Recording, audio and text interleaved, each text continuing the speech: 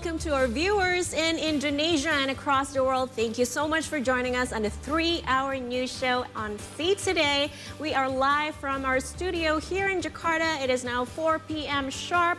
For the next 3 hours, we'll bring you the latest from Indonesia, Southeast Asia, and around the world. I'm your host for today, Krizia Alexa. And I am Aubrey Bear. Welcome to the 3-hour news show on See Today. Make sure you follow us on Twitter, Instagram, and YouTube at See Today News for the latest update. And with us today is Ahir for the latest from the business world. Yes, thank you, Aubrey. So we're exchanging right now. Yes. I'll be your money man, ladies. And thank you for having me as our Sunday squad for today. So I'm Muhammad Ahir. I'll be your money man for today. And we will take a look at market and business updates from the country, the region, and elsewhere around the world. But first, let's take a look at what made the top stories for today. South Korean President Yoon Suk-yeol calls on officials to ensure a swift post-accident management following the deadly crowd crush in Seoul's Itaewon district.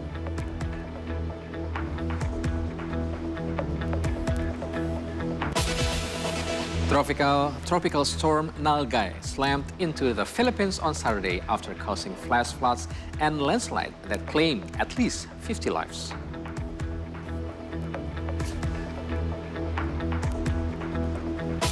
In See Today Sports, the Phoenix Suns beat New Orleans Pelicans 12-4, 11-1 on Saturday.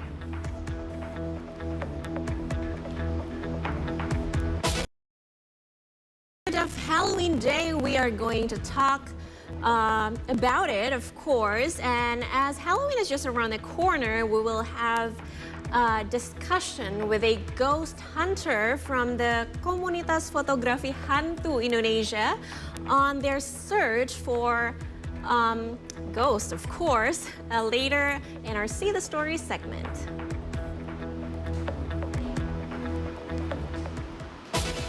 Hello everyone, happy Sunday, good afternoon. Today we are going to, talk about many things related to Halloween because tomorrow people all over the world will be celebrating it. Yeah. But since it's Sunday, we're going to celebrate it today. We're going to make something, a dessert. Yeah, right. With Halloween theme for sure. Interesting. Do you want to participate? Yes, of course. I would love to, Krizia. And it's going to be delicious because you're going to cook, right? Actually, today we're not going to be cooking. We're just going to assemble the ingredients. Okay. But you have to participate in decorating it. Yes. You got to show your creativity. Yay, I'm ready for that. Yeah. And I believe because we have our See the Stories cooking and we always have our chef Krizia. Yeah, Chef Krizia. In the studio and will conduct us to make for assembling the cookies, so become a Halloween theme, yeah. But first of all, I think our first story will relate to the Halloween theme, but unfortunately, this is the unfortunate events in South Korea. All right, now let's get into our first headline. In his address following the deadly crowd crush in Seoul's Itaewon district, South Korean President Yoon Suk-yeol called on officials to ensure a swift post-accident management. He also announced a period of national mourning for the incident, which he called a tragedy and disaster. The incident took place late on Saturday as the crowd of mostly young people became trapped when people surged into a narrow alley during a Halloween celebration. At least 151 people were killed and 82 others injured, making it South Korea's worst disaster in years. Those casualties are mostly teens and people in their 20s, according to the chief of Seoul's Yongsan Fire Department. In addition, the death include 19 foreigners, and the death toll could rise further as 19 of the injured were in a critical condition.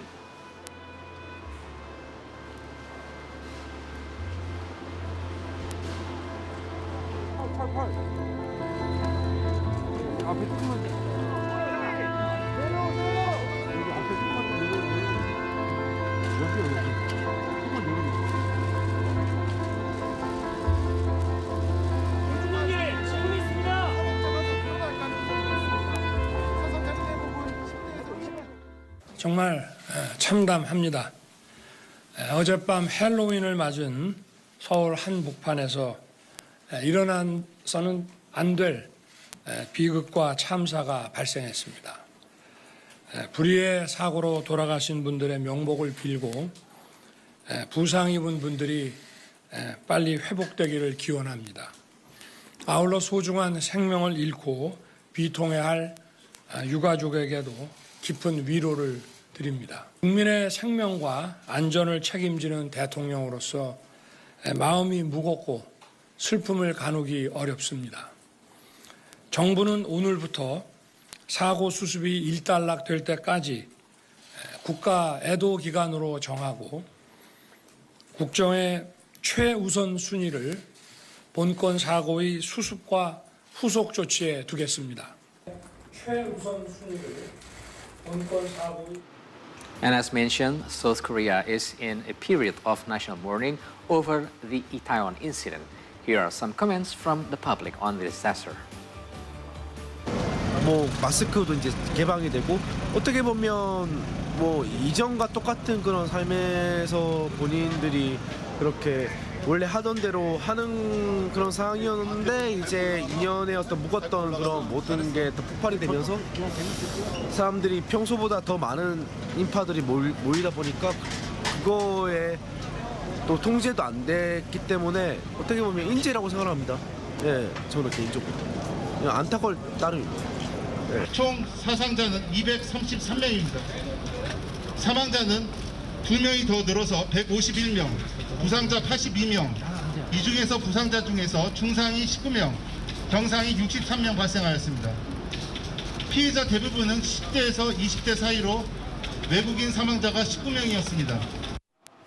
At least 151 people were killed and 82 others injured after they were crushed by a large crowd on a narrow street.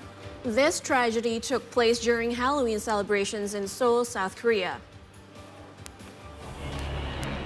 According to Seoul Yongsan Fire Department Chief Choi Seong-byom, the death toll can still rise while an unspecified number of the injured are in critical condition. And he added that most bodies have been transferred to hospitals, while some of the other deceased were brought to nearby gym for identification. According to officials, the victims were crushed to death when a large crowd made its way at the narrow alley near Hamilton Hotel, which is a major party venue in Seoul.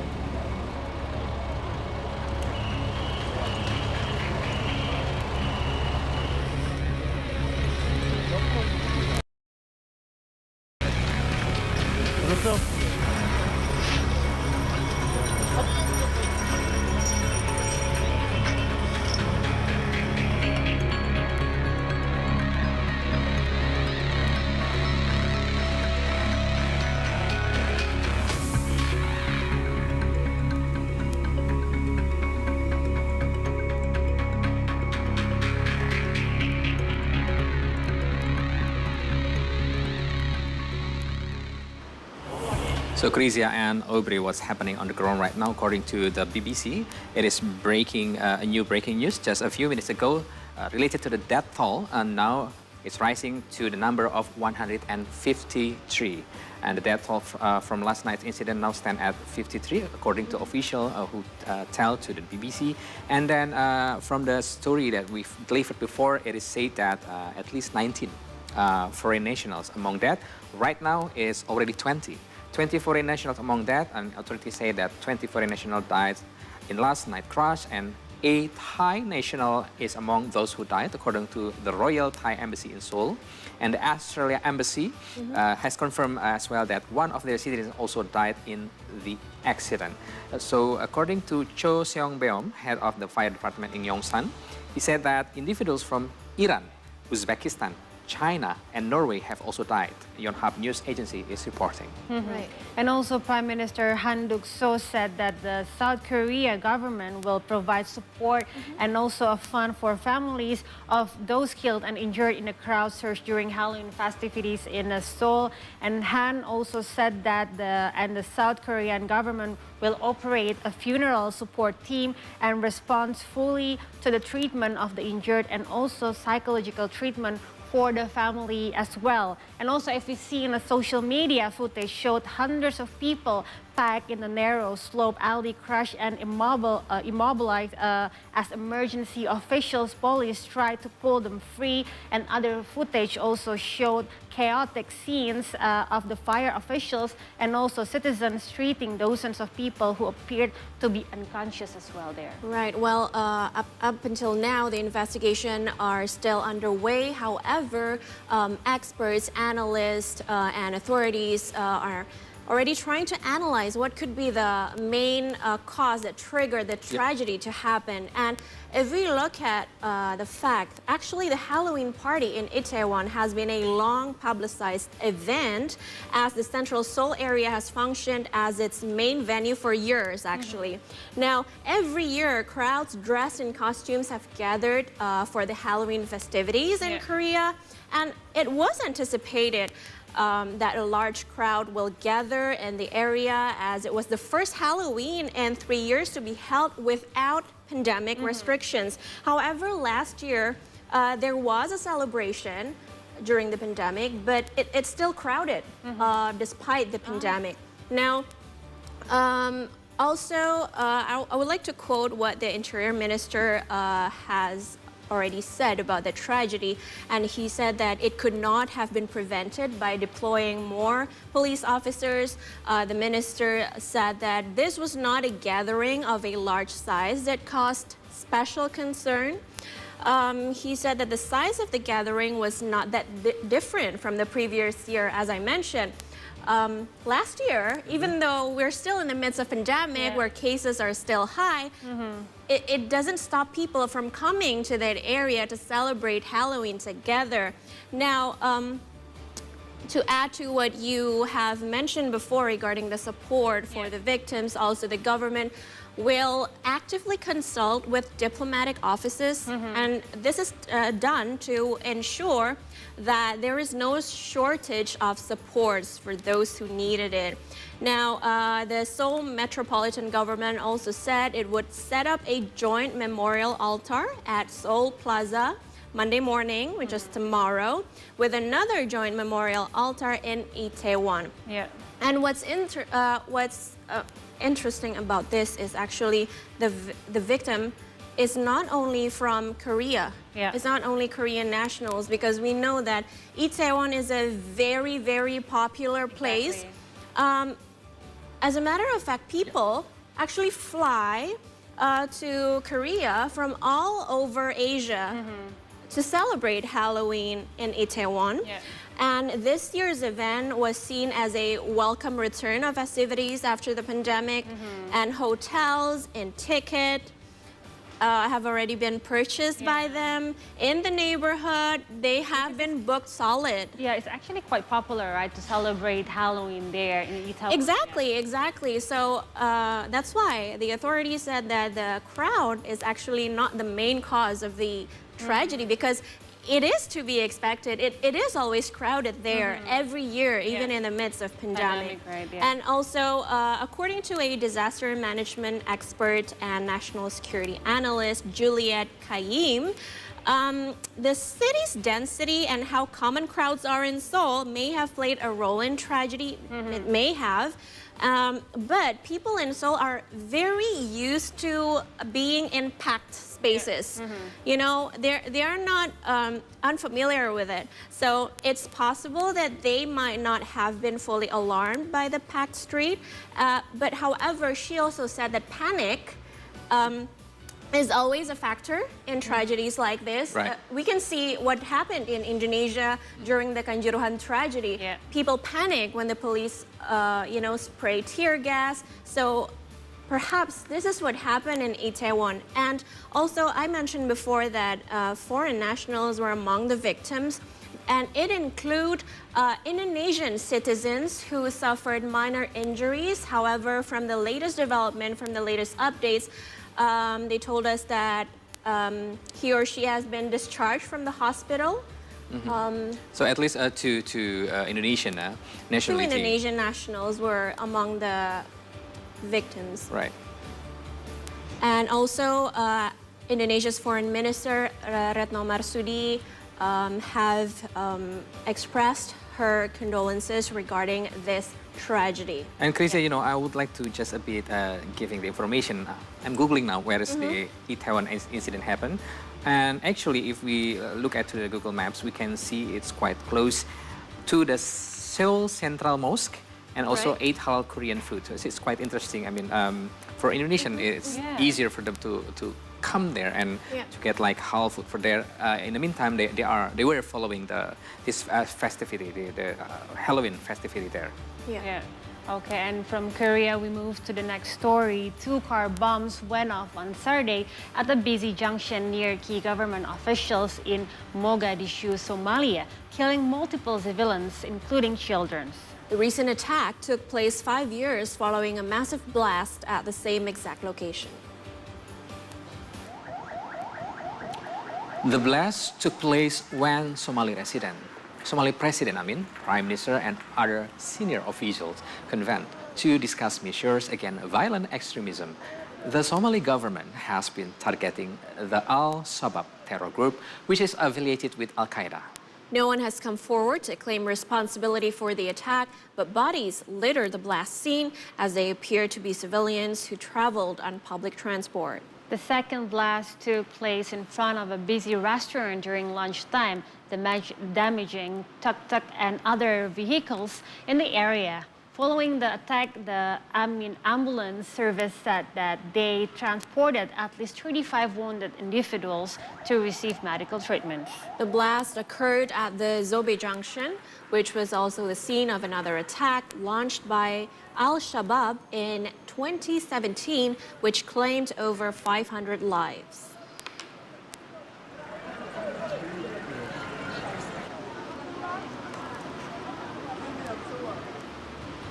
Move on to the next story from Brazil. Supporters of both of Brazil's presidential candidates paraded through Brasilia as part of a final campaign push on the eve of a fiercely contested runoff vote. First Lady Michelle Bolsonaro joined supporters of her husband, President Jair Bolsonaro, in a motorcade making its way through Brasilia. She waved and cheered from a vintage military jeep as the group drove along the capital's main avenues before coming to a stop at the National Congress. Not far away, backers of challenger Luiz Inácio Lula da Silva, known universally as Lula, and himself a former president from 2003 to 2010, walked through the streets to the central bus station. From an overpass above Brasilia's main avenue, they cheered Lula-flagged vehicles and waved at those showing support for Bolsonaro.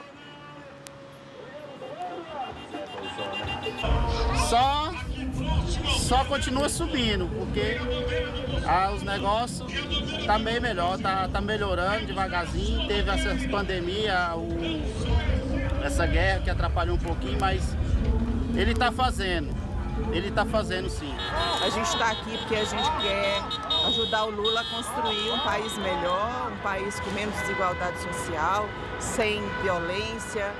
From Latin America, let's move on to Africa. Sounds and color filled Durban's Moses Mabhida Stadium on Saturday as South African President Cyril Ramaphosa presented a certificate of recognition to Zulu King Misuzulu ka Zwelithini. And during the ceremony, Ramaphosa wished the king stability and unity during his reign. In turn, the 48-year-old Misuzulu said that he was aware that the future of his nation rested on his shoulders. The ceremony was a colorful display of traditional Zulu culture with over hundreds of participants dressed in traditional regalia. King Misuzulu ka Zwelithini is a son of the late King Goodwill Zwelithini, who died from a diabetes-related illness in March last year. His coronation earlier in the year came despite divisions over who was to succeed the late king, which had threatened to tear the royal family apart. The position of King of the Zulu Nation in KwaZulu-Natal province is an influential one of a custodian of the ethnic group's traditional customs.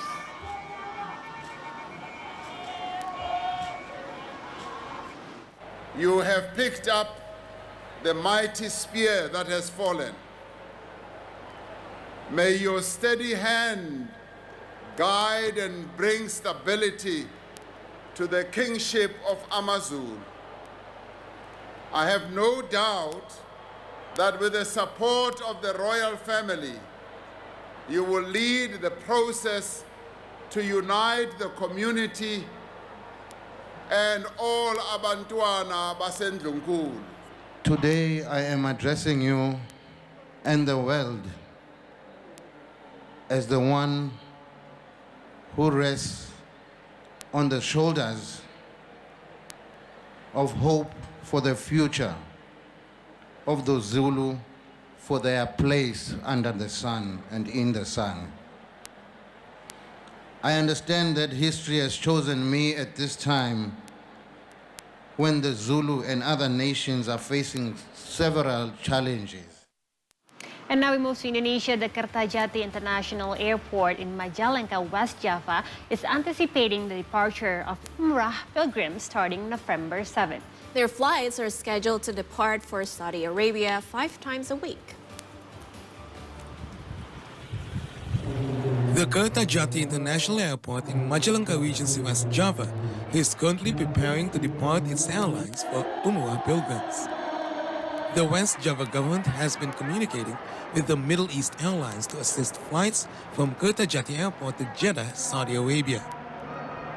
The Indonesian Transportation Ministry has also coordinated with Angkasa Pura II and Kertajati International Airport to prepare its facilities and infrastructures, including personnel that are on duty in the airport.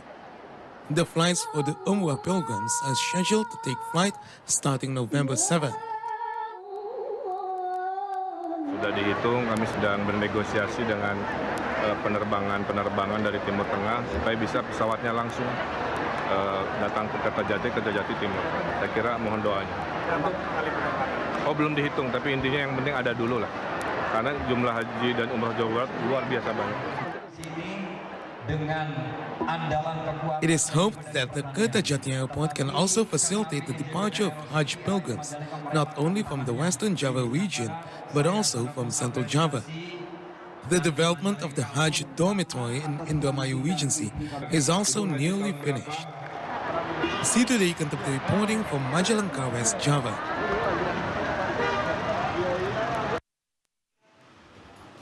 We are going for our first quick break, but when we come back, we'll have the latest from Southeast Asia and around the world. And later during the hour, I will bring you the latest from the world of business. Stay with us right here on the 3R News on See Today.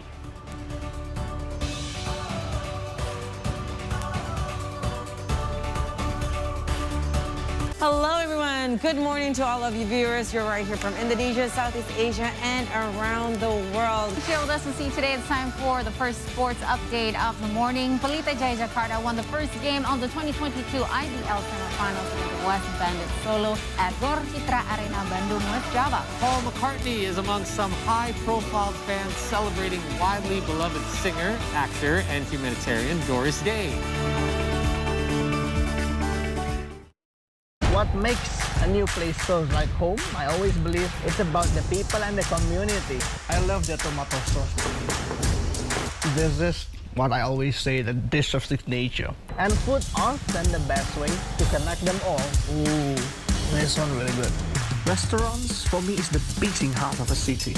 That is why I love exploring new places.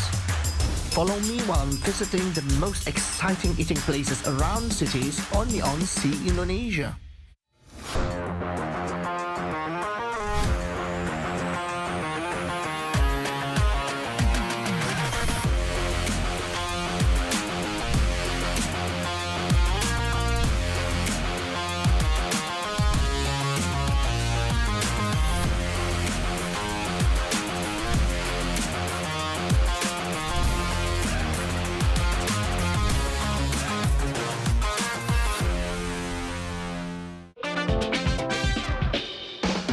Sejak dini untuk masa depan.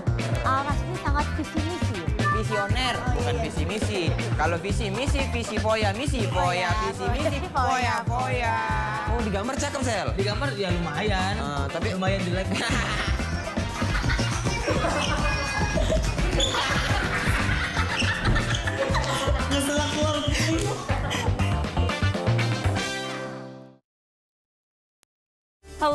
everyone. Good morning to all of you viewers. You're right here from Indonesia, Southeast Asia, and around the world. Here with us to see today, it's time for the first sports update of the morning. Pelita Jaya Jakarta won the first game of the 2022 IDL semifinals with the West Bandits Solo at Gor Citra Arena, Bandung, West Java. Paul McCartney is among some high-profile fans celebrating widely beloved singer, actor, and humanitarian Doris Day. Apalagi bersama saya Imam Darto di Ngonten ngobrolin tentang Nusantara. Hap, hap. Weh, nggak banyak-banyak, Neng. Santai aja, lapar situ. Orang Malang ya? Iya, Malang. Oh, Malang. Arek ngalam. Oke, bisa baca bahasa ngalam? Bisa. Coba. Matur suwun. Wah, cuma segitu saja. Ya, Dia MD. Mana dia MD? MD-nya ada panjangannya tuh. Apa tuh? My Dream.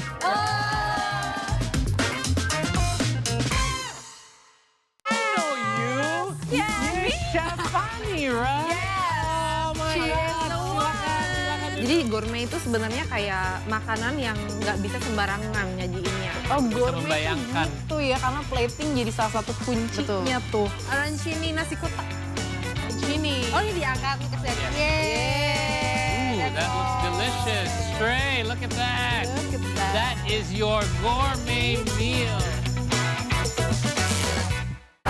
On football's greatest stage, the gods of the game have earned their encore. Pelé, Beckenbauer, Cruyff, Maradona. It's the cup of hope. The cup of dreams. It's football's biggest prize on the greatest stage of all.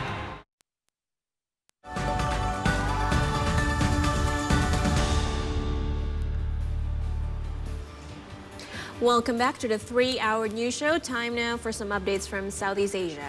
Tropical storm Nalgae slammed into the Philippines on Saturday after causing flash floods and landslides that claimed at least 50 lives. Unfortunately, the death toll is predicted to keep rising since around 16 individuals remain missing and buried beneath mud, rocks, and trees. A total of 280 homes were reportedly damaged as Tropical Storm Nalgae hit southern Philippines on Thursday. Heavy rains triggered by the approaching storm inundated mostly rural areas in Mindanao, followed by landslides and floods.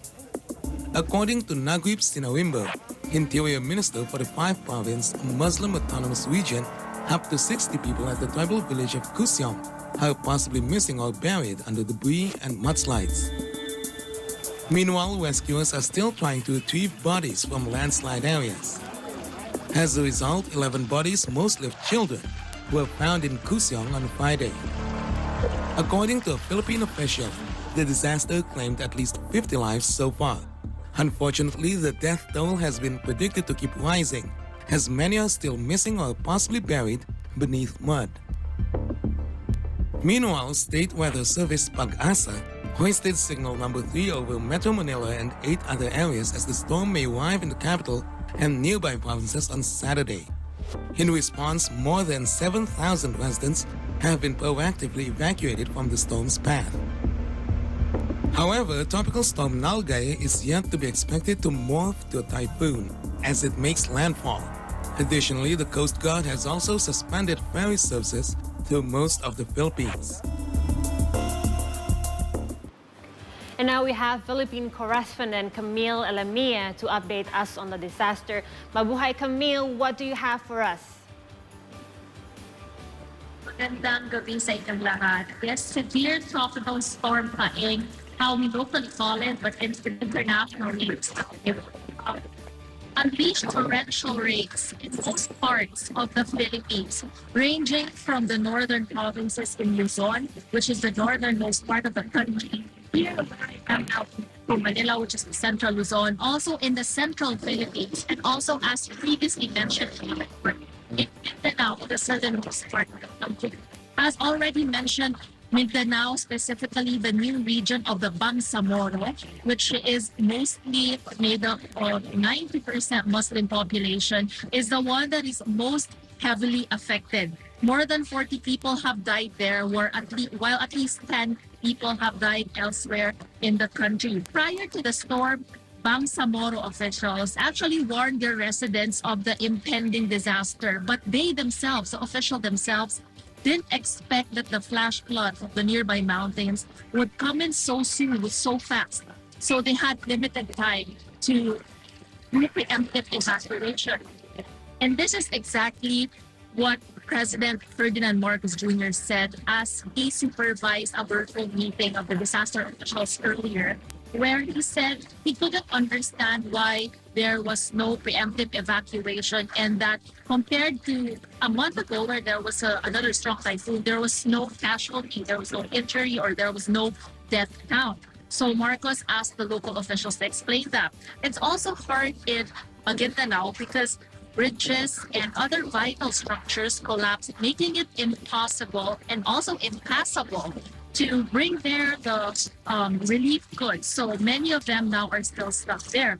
Here, meanwhile, in Metro Manila and the nearby provinces, there are many places and provinces that have been inundated by waters. It's really the difference with this typhoon, or not a tropical storm, is that it practically covered, it had an impact in many places in the country, from the north to the south to even to the central part. And we are yet to see if President Marcos will declare a state of national emergency, because so far around 400,000 Filipinos from all over the country are affected, and ₱1 billion in agriculture are destroyed. So we have yet to see that. And also this disaster happened as the Philippines is set to commemorate two traditional holidays. November 1 is All Saints Day and November 2 is All Souls Day. As a Catholic nation, we practice this as a respect to our dearly departed loved ones, friends, and family. We go to cemeteries to offer flowers and to pay respects to them via masses and all that. So it's not yet sure if many of the cemeteries, because they are in heavily affected areas, will be open from October 31 to November. Okay, thank you, Camille. That was a See Today Philippine contributor, Camille Alamia, reporting on the aftermath of the tropical storm Nalgae and talking about the natural disaster, Crazia, about the 20 typhoons and storm batter the Philippines archipelago each year. And it is located in the Pacific Rings of Fire and also a region along most of the Pacific Ocean rim where many volcanic eruptions and earthquakes occur, making the nation one of the world's most disaster-prone. Right, and because it also has an unstable geography and deforested mountains, flash floods and landslides are always one of the greatest dangers in the Philippines. However, warnings have been issued over possible mudslides on the slopes of the biggest volcanoes, and also the emergency services are actually very prepared and well practiced in responding to big storms like this. But this time, the huge volumes of water have made rescuing stranded people more difficult, as Camille have already explained also before. Yeah. And from the Philippines, we move to the Thailand. The re-owned Bangkok Train Night Market has reopened in a new location following 2 years of the COVID-19 pandemic. The popular street food area has been renamed to Jod Fair's Bazaar and houses over 600 vendors. Let's take a look.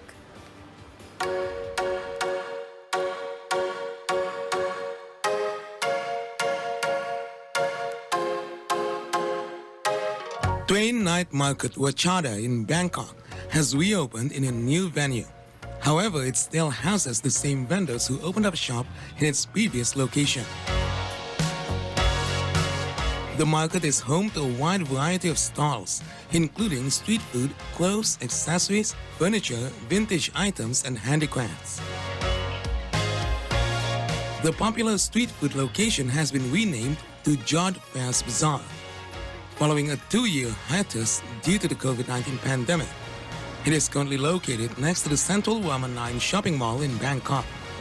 It has been revamped as the new venue features open-air bars for visitors to hang out. More than 600 vendors set up shop at the market, which has been divided into 3 zones. The activity zone houses a stage and beautiful light installations, making it an Instagrammable tourist spot when not used for festivals. Meanwhile, the fashion zone is where all the latest trendy but affordable clothes, bags, and shoes can be found.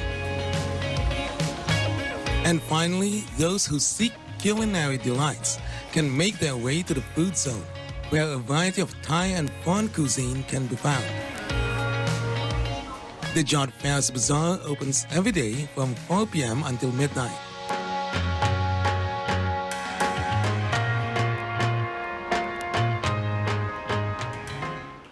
But Crazia, this time is actually weekend, right? So the weekend is the perfect time to take off your worries by taking a short trip. So you don't need to go far, as there are many tourist spots that might be hidden just near you. However, we want to introduce you to one scientific location in central Bangka. Yes, that's right. And it's called Air Mesu Village, or where visitors can spend their time fishing and basking in the beauty of nature.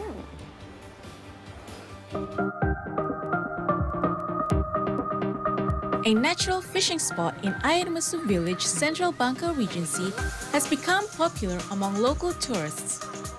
Located 20 minutes just outside of Pangkal Pinang city, the fishing site offers several tourist spots. Previously, the fishing site was utilized as a fish pond by a resident.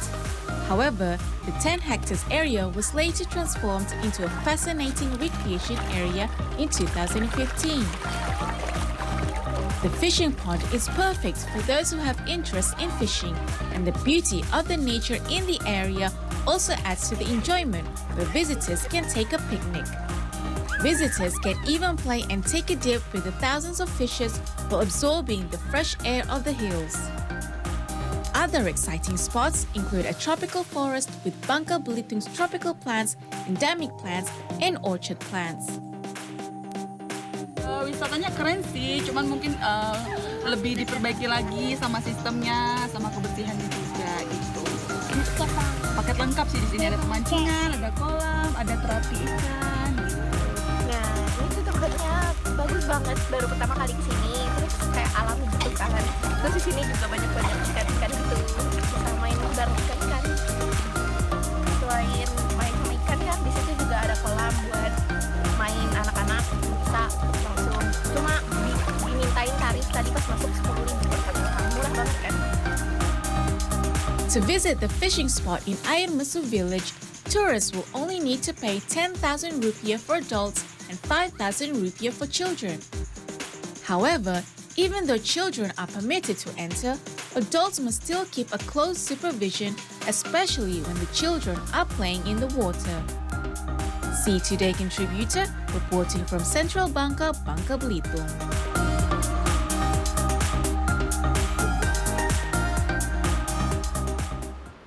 I would love to visit. You like fishing? I love fishing. I love sceneries, fishing outdoors. No, you don't. No, it's not for me.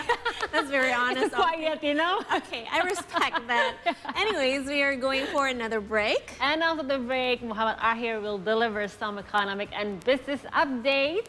Let's go, Ahir, back into the studio. Yes, your money man today have a question for you, ladies. Oh, what is it? Because become a you love fishing, you said that. I do. You don't have to go to a job fair for that. No, of course. Talking about job fair, you know, I would like to ask you, ladies, did you ever go to any kind of job fair for getting a job? To be honest, no, for me. You? No, but I've been to a walk-in interview. So usually when people want to apply for a job, they usually send the CV to the company and then wait for the call, right? To get an interview. But walk-in interview is actually very different. You have to just come, like a go show, right? Go show. Just come with all your documents and wait in a long line. Wow. Hundreds of people are there, and you should wait, and then you will be interviewed, and you will do a test cam and all the other tests that they have. I think at a time you need at least a lot of courage to do that. Did you get the job? I did. That was my first job. You should give the tips to the following news that I will deliver for this, yeah? After the break, we will take a look at Indonesian Manpower Ministry's National Job Fair and Vocational Training Festival and deliver you live updates from the event. So please stay here only on the 3-Hour News Show, only on See Today.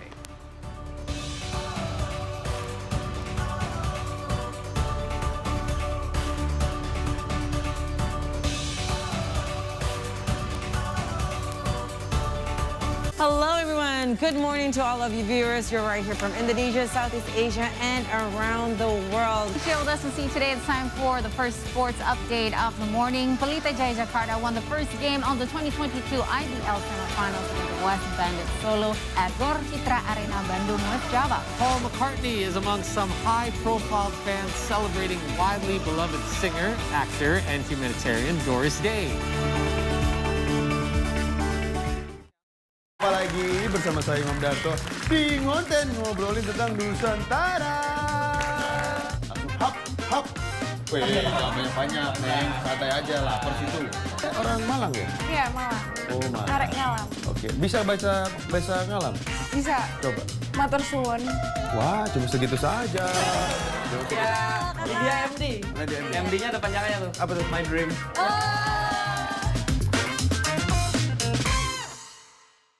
Longing for a short getaway where you can be away from people but still be productive? You can! Come down here at Bidadari Island where you can learn a thing or two about the history. This paradise island is more than just white sands and Tuscan blue waters. You're not an outdoorsy type? Well, so am I. Don't be dismissive of the idea because We're gonna get in touch with nature and hopefully have fun while at it.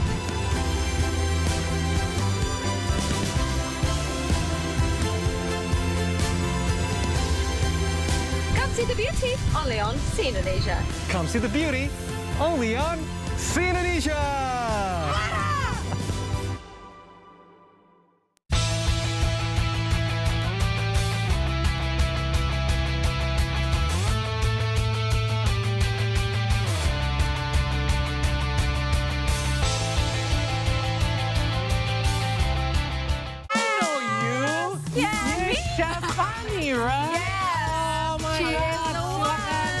Jadi gourmet itu sebenarnya kayak makanan yang nggak bisa sembarangan nyajiinnya. Oh, gourmet membayangkan. Itu ya, karena plating jadi salah satu kuncinya tuh. Arancini nasi kotak. Arancini. Oh, ini diangkat nih ke set. Ooh, that looks delicious. Stray, look at that. Look at that. That is your gourmet meal.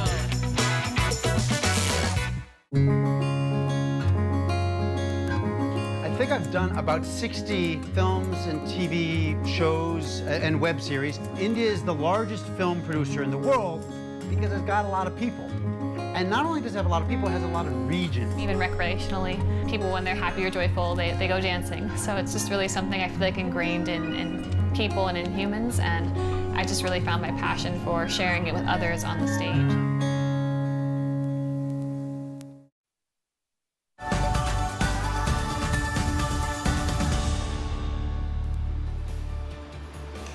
Hello and welcome to the program. Welcome back to the program. It's time for See Today Business and you're still with me, Muhammad Ahir. Our first story, European Central Bank again raised its interest rate for the third consecutive time on October the 27th. The interest rate that the European Central Bank or ECB pays on bank deposits has been increased by 75 basis points at 1.5%. The rate is at its highest since 2009. A report said that the bank has bought bonds worth to 3.3 billion euros over the past 8 years under the asset purchase program over the belief that inflation was going to stay down. On the same day, it reiterated the plans to continue reinvesting proceeds from that purchase by changing the longer-term refinancing operations terms. The ECB is hoping that banks will be encouraged to pay back loans early. In addition, the ECB also increased the rates on its main refinancing operation and marginal lending facility to 2.0% and 2.225% respectively.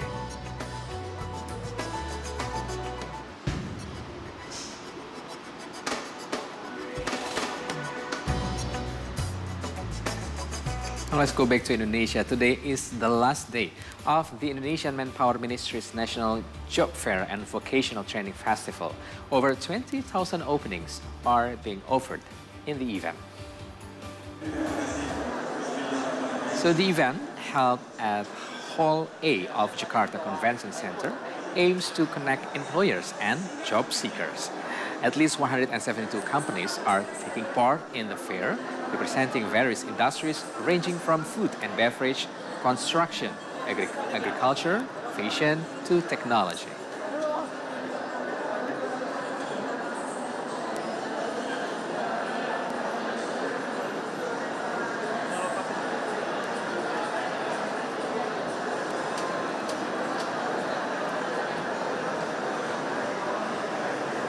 And now we will take you to the live report from our reporter Reski Anasto and video journalist Andre Saputra at the venue for their report on the event. Hello, Reski. Yes, Achir. So right now is the third day of the National Vocational Training Festival 2022 and also the Job Fair, which held by the Ministry of Manpower, where at least 21,000 job opportunities is available from 170 companies, which until now the animal or the people that have attended this event are more than 100,000 people, and they are coming here to seek a job, or they are from the company themselves to get the perfect candidate for the job itself. And not only job opportunities, but the festivals also provides the training, such as the vocational training for the job seekers to be ready for the job. And I have already went around to see how is the training look like, and I've seen there is the simulator for the bulldozer, and also simulator for the farming, and also for the smart farming, and there are so many more. And there are the people who are telling and or consulting and also teaching to the job seekers. So how is this the industry looks like, and how is the job to be done? And as today is the closing day of the National Vocational Training of Festival and Job Fair 2022, where the Minister of Manpower, Ida Fauzia, herself have attended and visit the stands and went around to see the events look like. And also she mentioned about the reason why this festival is held on October, and the reason is that this month of October is the graduation month for the high schoolers and the college students. So that's the reason why during this time it is perfect time for them to seek for the job, and this festival aimed to be the mediation for them to seek the job. And as for the companies who to seek for the perfect candidate for the job, is this is the platform for both sides. And today as well, the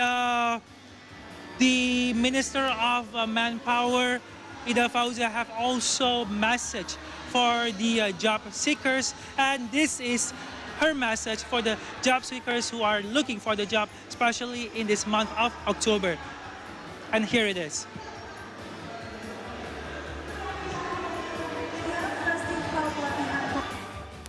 Yuk, kaum rebahan, waktunya teman-teman semua untuk menyadari bahwa yang dibutuhkan sekarang adalah mengupgrade diri, baik melalui skilling, upskilling maupun reskilling. Jadi udah nggak usah ngomong, kita jawab aja, kita bergegas diri, mari kita benahin diri, mari kita lihat diri kita apakah sudah memiliki kompetensi yang dibutuhkan di pasar kerja.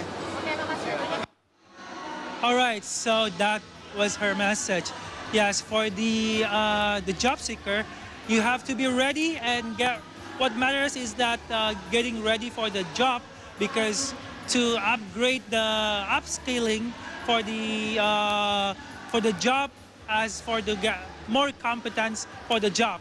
And also today is the Minister of Coordinating Minister for the Economic Affairs, Airlangga Hartarto, have also attended the closing ceremony for this job fair, as these festivals also there are many opportunities for the job seekers in various industries, such as the F&B industry, construction industry, technology and digitalization, agriculture and business industry, and also automotive industry, and many more. So this job fair, or the National Vocational Training Festival, is for those who are seeking for the job. And not only that, this job fair also brings opportunities for the disabilities, because there are stands and there are many job opportunities that is offered for them to be able to work as the and to getting the job in the market for the industry that they are looking for. And this is the third day and the closing day for the National Vocational Training Festival and Job Fair 2022. Back to studio. Hello, Reski. One last question from us. So we've heard that President Joko Widodo attended the event. So if it's so, do you highlight any information from that? If it's not so, maybe you can resume in brief. So what is the result of the government expecting actually from this festival and job fair?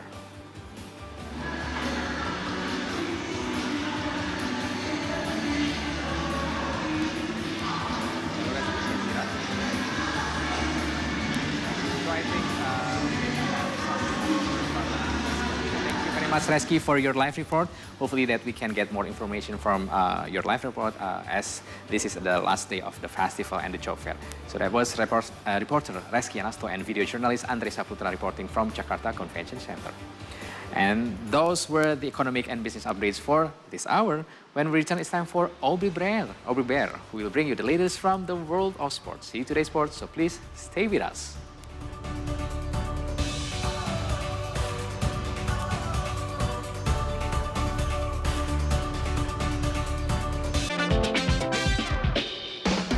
Sejak dini untuk masa depan. Aras ini sangat visi misi. Visioner, bukan visi misi. Kalau visi misi, visi foya, visi foya. Oh, digambar cakep, Sel. Digambar ya lumayan. Tapi lumayan jelek.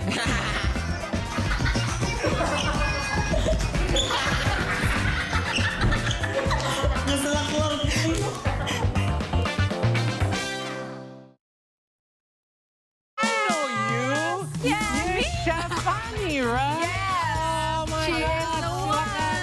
Jadi gourmet itu sebenarnya kayak makanan yang nggak bisa sembarangan nyajiinnya. Oh, gourmet itu ya, karena plating jadi salah satu kuncinya tuh. Arancini nasi kotak.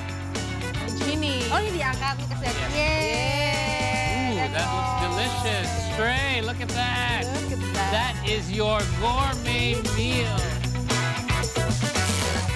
What makes a new place feels like home? I always believe it's about the people and the community. I love the tomato sauce. This is what I always say, the dish of signature. And food often the best way to connect them all. Ooh, this one really good. Restaurants, for me, is the beating heart of a city. That is why I love exploring new places. Follow me while I'm visiting the most exciting eating places around cities only on See Indonesia.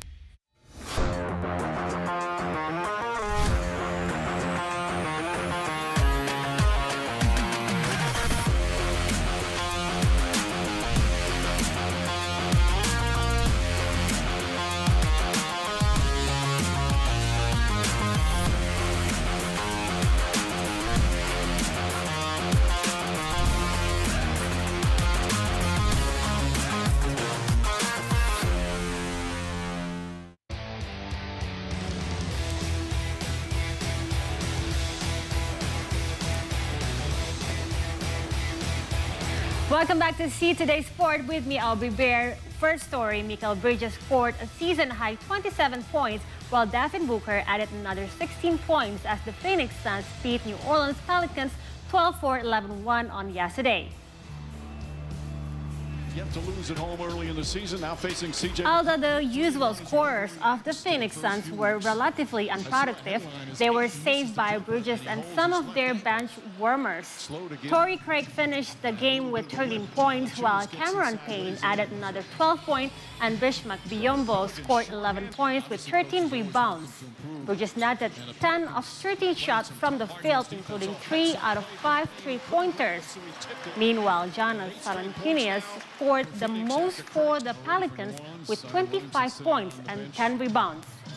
New Orleans were missing some of their best players due to injuries, including forward Zion Williamson and Brandon Ingram. Chris Paul finds all the way out to Booker. Jumper from Booker. Effective and efficient. McCollum, Valanciunas with the flush. From basketball, we move to badminton. Chinese Taipei shuttlers Lu Qingyao and Yang Pohan beat their English counterparts Ben Lane and Sean Fendi 21-15, 21-14 in the French Open. Their victory has earned them a spot at the men's double final.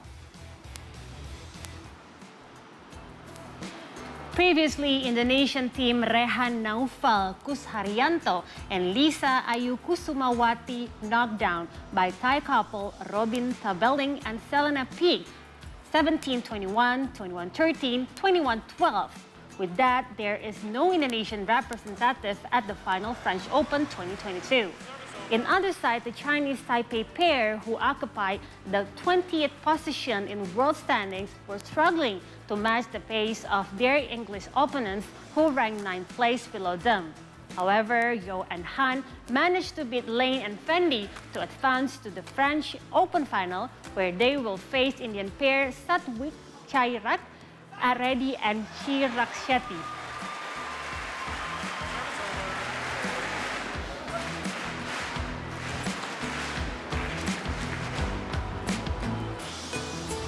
And next top seed Victor Axelsen has secured his spot on the French Open men's singles final scheduled for Sunday.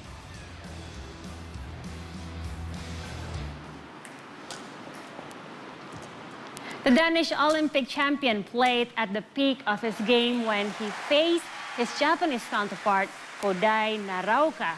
The Japanese battled bravely but still went down 21-12, 21-8.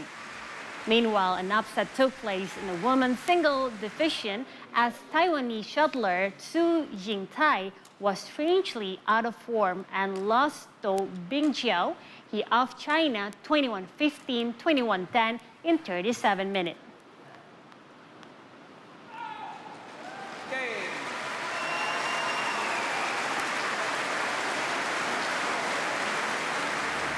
Hayden Wilde was crowned Men's Super League Triathlon champion after finishing third behind winner Matt Hauser and Johnny Brownlee at the season grand finale in Neom, Saudi Arabia on Saturday.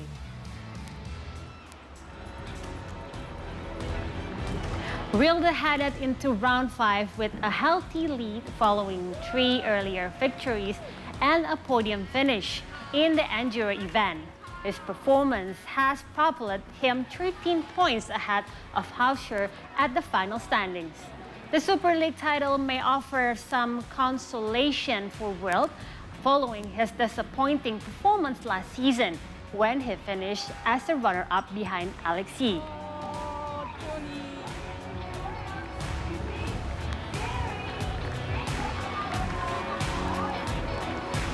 Please make some noise.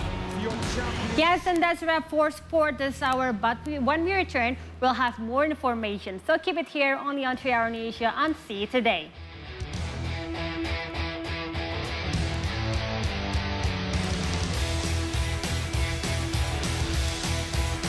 Lagi bersama saya Imam Darto di Ngonten ngobrolin tentang Nusantara. Hap, hap. Wih, nggak banyak-banyak, Neng. Santai aja, lapar situ.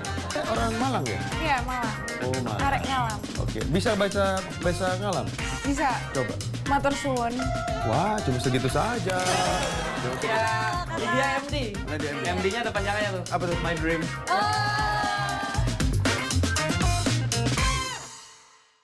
Hello, everyone. Good morning to all of you viewers. You're right here from Indonesia, Southeast Asia, and around the world. Share with us and see today. It's time for the first sports update of the morning. Pelita Jaya Jakarta won the first game of the 2022 IDL semifinals with the West Bandits Solo at Gor Citra Arena, Bandung, West Java. Paul McCartney is among some high-profile fans celebrating widely beloved singer, actor, and humanitarian Doris Day. Longing for a short getaway where you can be away from people but still be productive? You can! Come down here at Bidadari Island where you can learn a thing or two about the history. This paradise island is more than just white sands and Tuscan blue waters. You're not an outdoorsy type? Well, so am I. Don't be dismissive of the idea because We're gonna get in touch with nature and hopefully have fun while at it.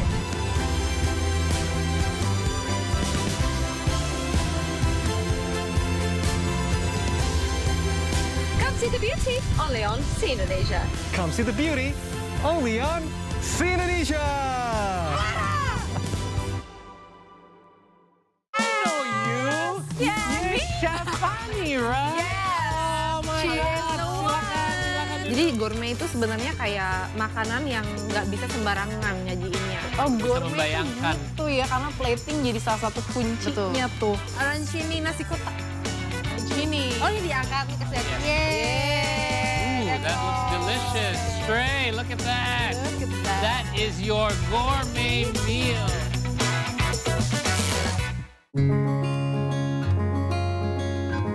I think I've done about 60 films and TV shows and web series. India is the largest film producer in the world because it's got a lot of people. And not only does it have a lot of people, it has a lot of regions. Even recreationally, people, when they're happy or joyful, they go dancing. So it's just really something I feel like ingrained in people and in humans. And I just really found my passion for sharing it with others on the stage.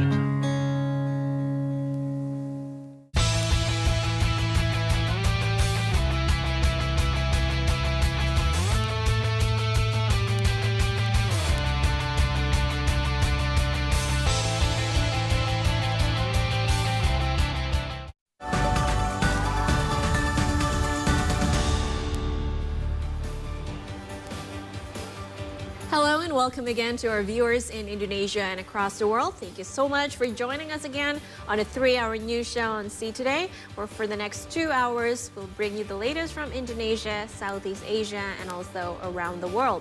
You're still with me, your host for today, Krizia Alexa. And I am Aubrey Bear. Welcome to the 3-hour news show. Make sure you follow us on Twitter, Instagram, and YouTube channel at See Today News for the latest update.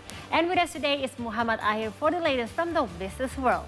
Yes, thank you, Aubrey. I'm your moneyman for the Sunday. My name is Muhammad Ahir, and we will take a look at market and business updates from the country, the region, and elsewhere around the world. But please, first of all, let's take a look at what made the top stories for today. South Korean President Yoon Suk-yeol calls on officials to ensure a swift post-accident management following the deadly crowd crush in Seoul's Itaewon district.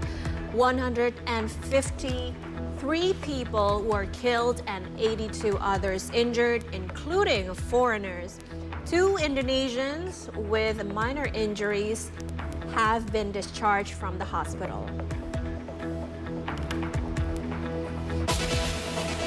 Tropical storm Nalgae slammed into the Philippines on Saturday after causing flash floods and landslides that claimed at least 50 lives. In sports, the Phoenix Suns beat New Orleans Pelicans 12-4, 11-1 on Saturday.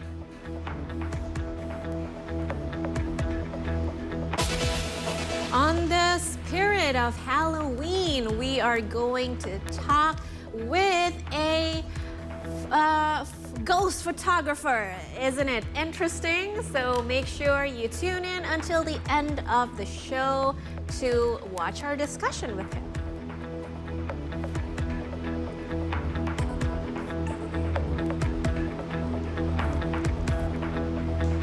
All right, we'll begin the second hour with updates from the tragedy in Korea. In his address following the deadly crowd crush in Seoul's Itaewon district, South Korean President Yoon Suk-yeol called on officials to ensure a swift post-accident management. He also announced a period of national mourning for the incident, which he called a tragedy and disaster. The incident took place late on Saturday as a crowd of mostly young people became trapped when people surged into a narrow alley during a Halloween celebration. At least 153 people were killed and 82 others injured, making it South Korea's worst disaster in years. Those casualties were mostly teens and people in their 20s, according to the chief of Seoul's Yongsan Fire Department. In addition, the death included 19 foreigners, and now, according to the BBC, it is 20 nationals. The death toll could rise further as 19 of the injured were in a critical condition.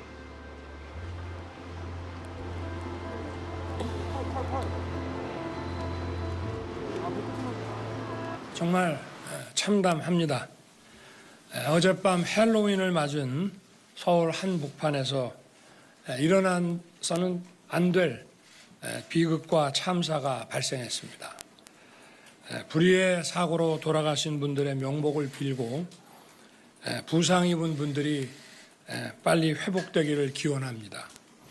아울러 소중한 생명을 잃고 비통해야 할 유가족에게도 깊은 위로를 드립니다. 국민의 생명과 안전을 책임지는 대통령으로서 마음이 무겁고 슬픔을 가누기 어렵습니다.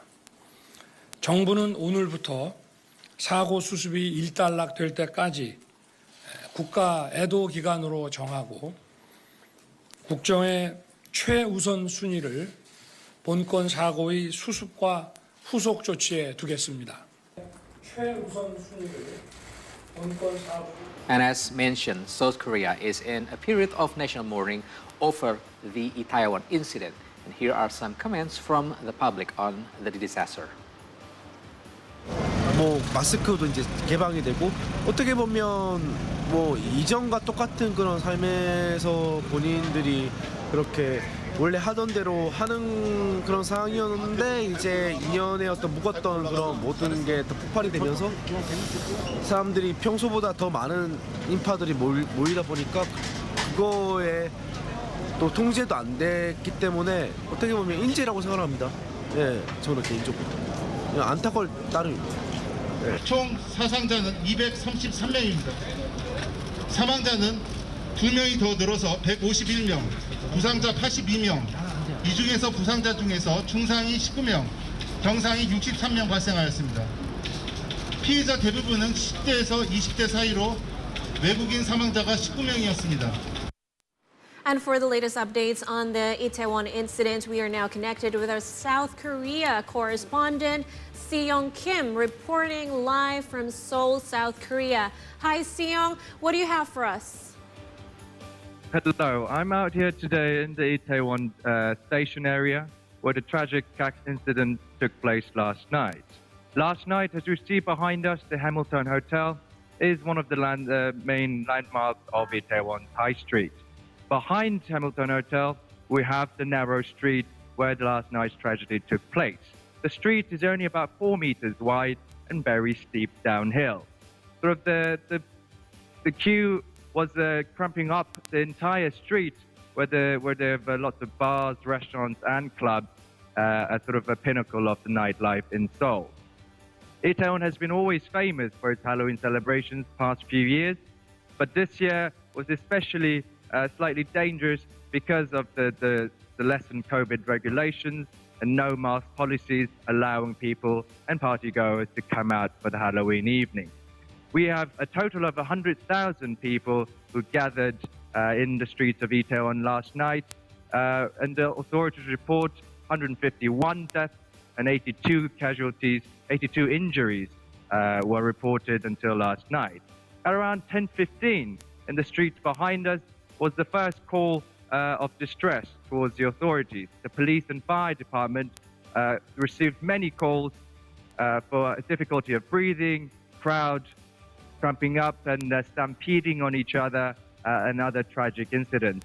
A lot of the crowd who suffered a bit of stampeding was later, deaths were caused to cardiac arrests as well as other illnesses. We have President Yoon that came as well to commemorate, to remember the deaths and the tragic incidents that happened today and last night, with the task force being set up to deal with the situation. We see a bit of mourning going on as well. We have quite a bit of crowd on the streets. We still have the ambulances and police cars on the streets of Itaewon.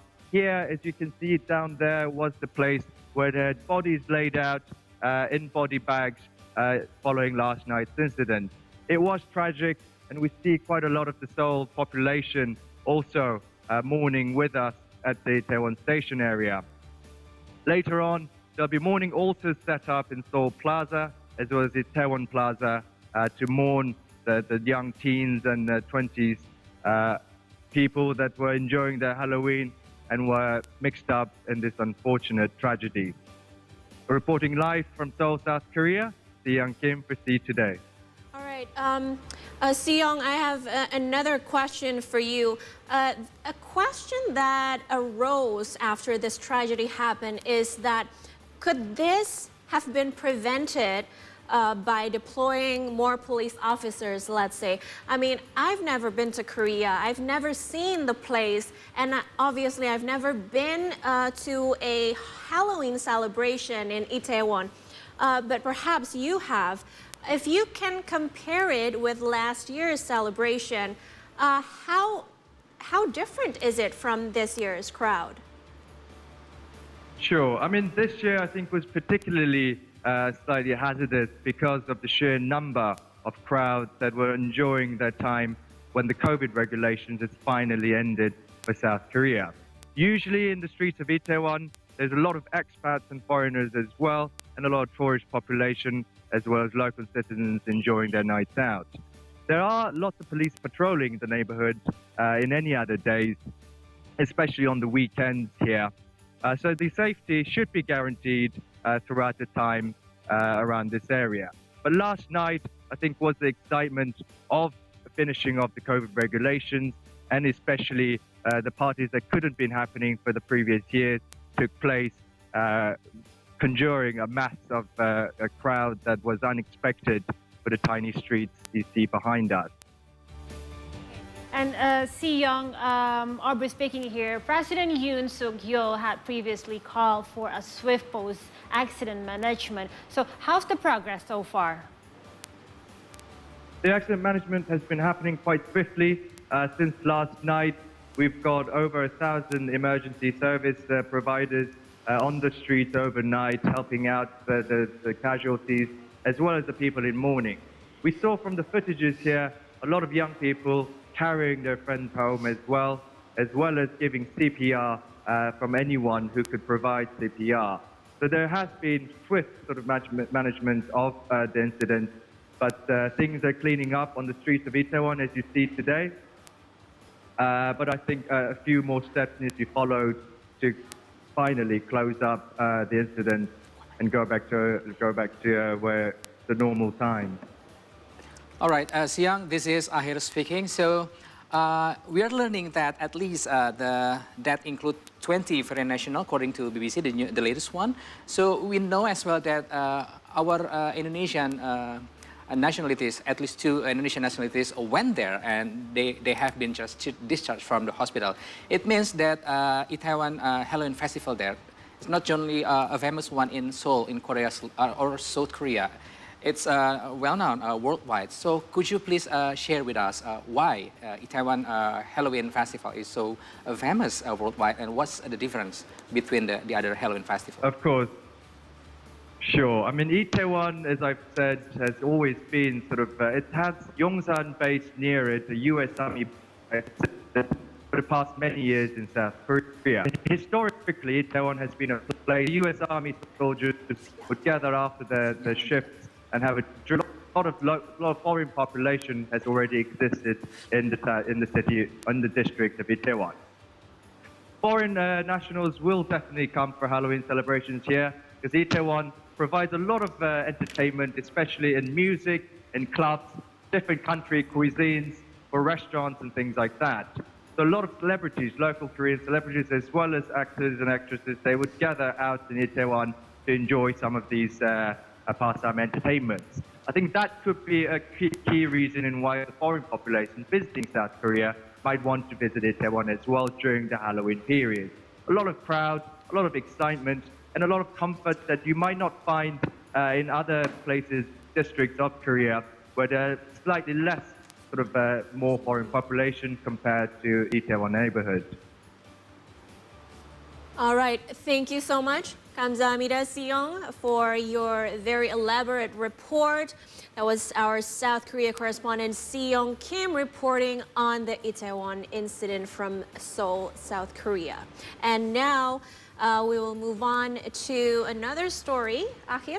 Yes, our next story comes from Narcontinent, sound and color-filled Durban's Moses Mabhida Stadium on Saturday as South African President Cyril Ramaphosa presented a certificate of recognition to Zulu King Misuzulu ka Zwelithini.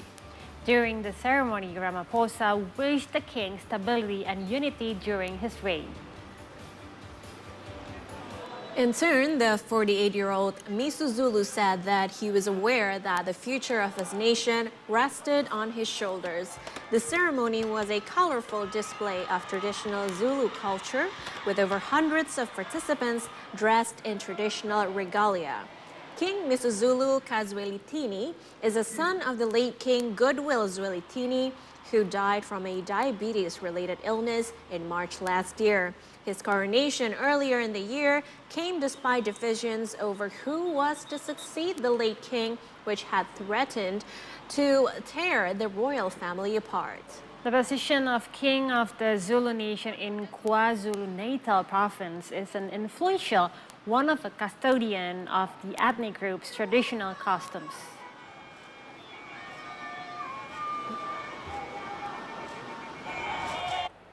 You have picked up the mighty spear that has fallen.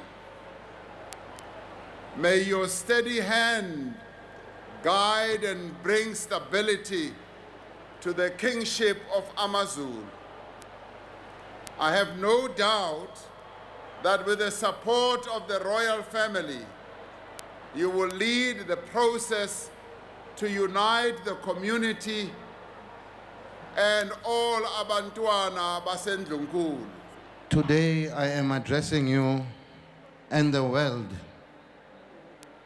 as the one who rests on the shoulders of hope for the future of the Zulu, for their place under the sun and in the sun. I understand that history has chosen me at this time when the Zulu and other nations are facing several challenges. And now we move to Indonesia. The Kertajati International Airport in Majalengka, West Java is anticipating the departure of Umrah pilgrims starting November 7. Their flights are scheduled to depart for Saudi Arabia 5 times a week. The Kertajati International Airport in Majalengka Regency, West Java is currently preparing to depart its airlines for Umrah pilgrims. The West Java government has been communicating with the Middle East Airlines to assist flights from Kertajati Airport to Jeddah, Saudi Arabia. The Indonesian Transportation Ministry has also coordinated with Angkasa Pura II and Kertajati International Airport to prepare its facilities and infrastructures, including personnel that are on duty in the airport. The flights for the Umrah pilgrims are scheduled to take flight starting November 7. Sudah dihitung, kami sedang bernegosiasi dengan penerbangan dari Timur Tengah supaya bisa pesawatnya langsung datang ke Kertajati Timur. Saya kira mohon doanya. Oh, belum dihitung, tapi intinya yang penting ada dulu lah. Karena jumlah haji dan umrah Jawa Barat luar biasa banyak. It is hoped that the Kertajati Airport can also facilitate the departure of Hajj pilgrims, not only from the Western Java region, but also from Central Java. The development of the Hajj dormitory in Indramayu Regency is also nearly finished. See Today conducted reporting from Majalengka, West Java. And now we're going for our first quick break for this hour, but when we come back, we'll have the latest from Southeast Asia and around the world. And later during the hour, I will again bring you the latest from the world of business. So stay with us right here on the 3-Hour News Show on See Today.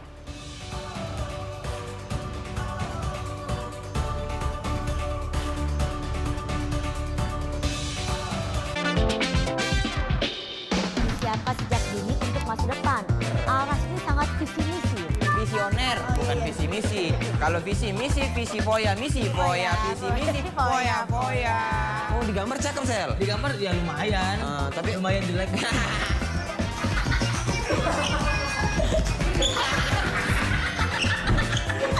Ngeselak keluar.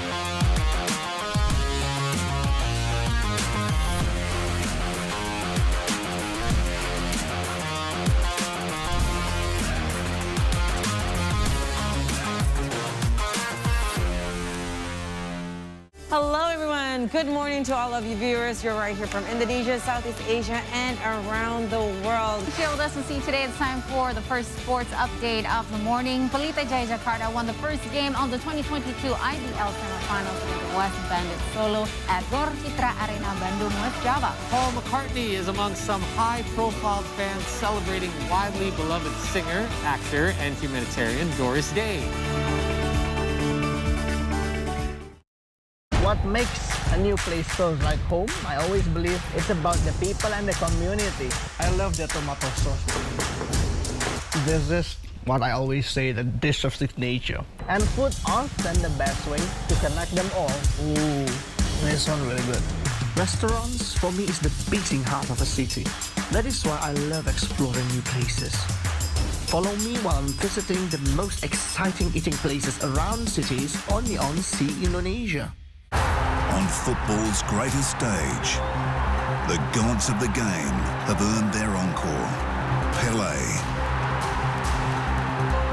Beckenbauer, Cruyff, Maradona. It's the cup of hope. The cup of dreams. It's football's biggest prize on the greatest stage of all.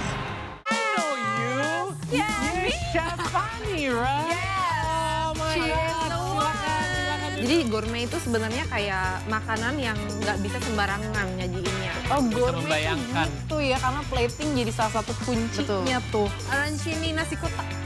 Arancini. Oh, ini diangkat ke set. Ooh, that looks delicious. Stray, look at that. Look at that. That is your gourmet meal.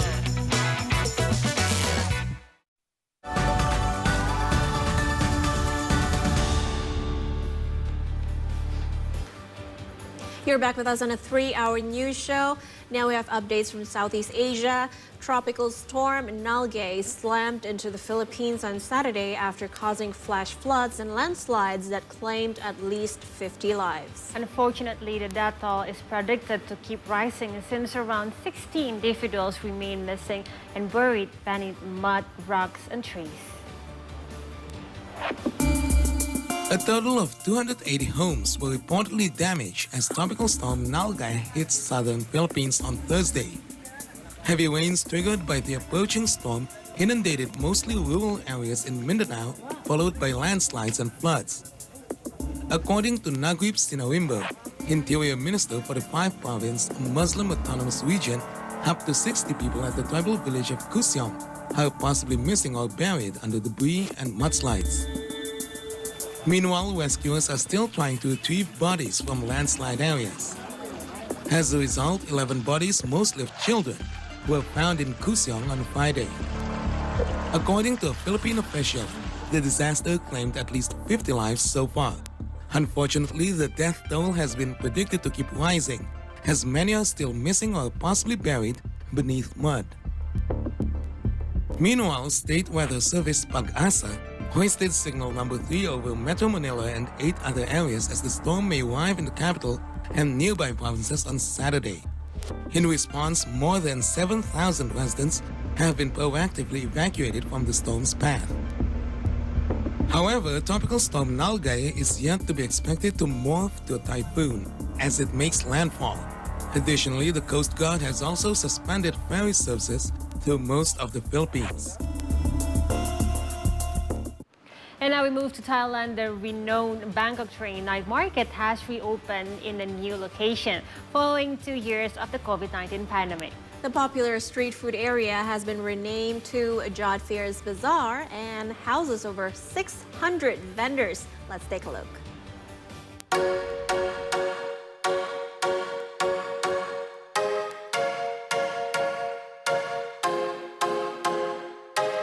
Train Night Market Wachada in Bangkok has reopened in a new venue. However, it still houses the same vendors who opened up shop in its previous location. The market is home to a wide variety of stalls, including street food, clothes, accessories, furniture, vintage items, and handicrafts. The popular street food location has been renamed to Jod Fairs Bazaar, following a 2-year hiatus due to the COVID-19 pandemic. It is currently located next to the Central Rama 9 shopping mall in Bangkok. It has been revamped as the new venue features open-air bars for visitors to hang out. More than 600 vendors set up shop at the market, which has been divided into 3 zones. The activity zone houses a stage and beautiful light installations, making it an Instagrammable tourist spot when not used for festivals. Meanwhile, the fashion zone is where all the latest trendy but affordable clothes, bags, and shoes can be found. And finally, those who seek culinary delights can make their way to the food zone, where a variety of Thai and foreign cuisine can be found. The Jod Fairs Bazaar opens every day from 4 p.m. until midnight.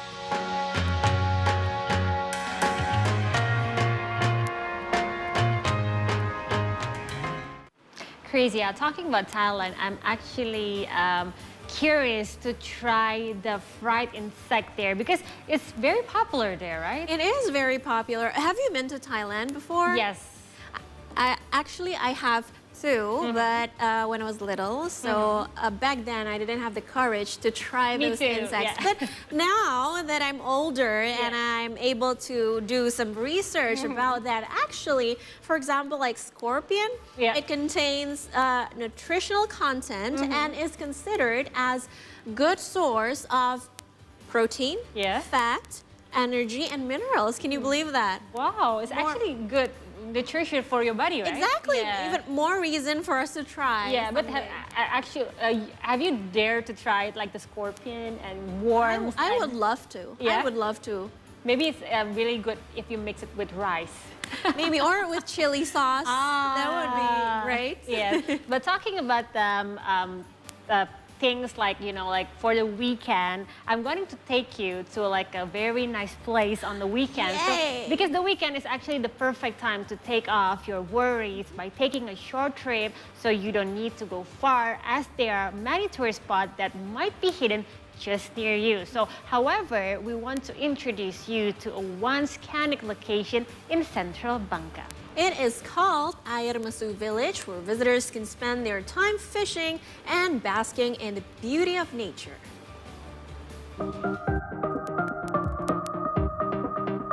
A natural fishing spot in Air Masu Village, Central Bangkok Regency, has become popular among local tourists. Located 20 minutes just outside of Bangkok Pinang City, the fishing site offers several tourist spots. Previously, the fishing site was utilized as a fish pond by a resident. However, the 10 hectares area was later transformed into a fascinating recreation area in 2015. The fishing pond is perfect for those who have interest in fishing, and the beauty of the nature in the area also adds to the enjoyment, where visitors can take a picnic. Visitors can even play and take a dip with the thousands of fishes while absorbing the fresh air of the hills. Other exciting spots include a tropical forest with Bangka Belitung's tropical plants, endemic plants, and orchard plants. Wisatanya keren sih, cuman mungkin lebih diperbaiki lagi sama sistemnya, sama kebersihannya juga gitu. Paket lengkap sih di sini, ada pemancingan, ada kolam, ada terapi ikan. Gitu. Nah, ini tempatnya bagus banget, baru pertama kali kesini, terus kayak alam gitu kan. Terus di sini juga banyak ikan-ikan gitu, bisa main bareng ikan-ikan. Selain main sama ikan kan, di situ juga ada kolam buat main anak-anak, bisa langsung. Cuma dimintain tarif tadi pas masuk 10.000 per orang, murah banget kan. To visit the fishing spot in Air Mesu village, tourists will only need to pay 10,000 rupiah for adults and 5,000 rupiah for children. However, even though children are permitted to enter, adults must still keep a close supervision, especially when the children are playing in the water. See Today contributor reporting from Central Bangka, Bangka Belitung.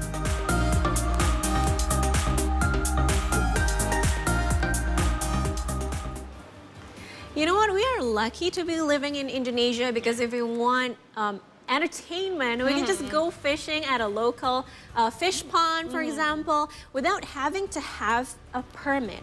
While in other countries, let's say in Austria, when you want to go fishing, you have to have a permit. So, for example, here, if you want to drive, you have to have a driving license. There, you have to have a fishing license, and there's a minimum age of doing so. Okay. So, it depends on which cities you live in or you visit. Some cities requires you to be 14 years old or older, and some cities requires you to be 18 years or older. And the card, the permit, is called fishing card or fishing guest card, and in German, it's called Fischer guest card, and it costs between 5 to 25 euros, right? And also the holder of that fishing card must always have a valid official photo ID with them. So it's quite complicated, right? Quite complicated, and there's a minimum. Not minimum, the maximum number of fish that you can catch per week. You cannot exceed that. You can get fined for that. And here, like, it's so easy, you know. So easy, If so you- free. Yes, and then you can go anywhere, everywhere, and also with your kids, sometimes they also do fishing, right? It's so fun. It's a great idea for this weekend, actually, or for the next weekend. Yeah. Anyways, right now we're going for another break. And after the break, Muhammad Ahir will deliver some economics and business update. So Ahir, welcome back. Hi. So in the second hour, it'll be a little bit gloomy and heavy information about world economics. So, but I would like you to just say a bit. Last week I interviewed a young candidate, for joining here. So surprisingly, she said that one of the topic that she is following is about recession. Recession in 2023. Okay, but thank God our country is not facing the recession right Yes. now. We are doing great. Hopefully, we are doing great as well in 2023, right? Amen to that. Yes, so after the break, we will take a look at an economic researcher said the United States could take a responsible attitude in formulating economic policies so as to avoid making negative impact to the world economy. So again, please stay here only on the 3-hour news show, only on See Today.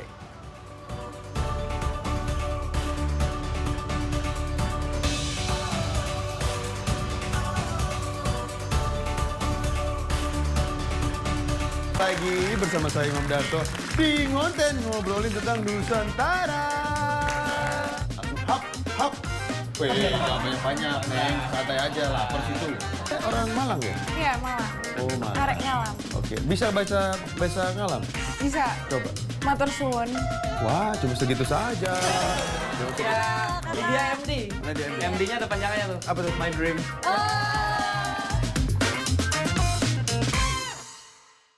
Hello, everyone. Good morning to all of you viewers. You're right here from Indonesia, Southeast Asia, and around the world. Share with us and see today it's time for the first sports update of the morning. Pelita Jaya Jakarta won the first game of the 2022 IDL semifinals with the West Bandits Solo at Gor Citra Arena, Bandung, West Java. Paul McCartney is among some high-profile fans celebrating widely beloved singer, actor, and humanitarian Doris Day. Longing for a short getaway where you can be away from people but still be productive? You can! Come down here at Bidadari Island where you can learn a thing or two about the history. This paradise island is more than just white sands and Tuscan blue waters. You're not an outdoorsy type? Well, so am I. Don't be dismissive of the idea because we're gonna get in touch with nature and hopefully have fun while at it.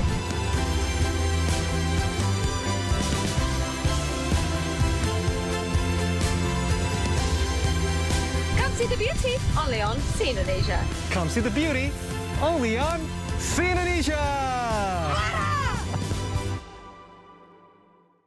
know you. Yeah, You're Shafani, right? Yes. Oh my She God. is the one.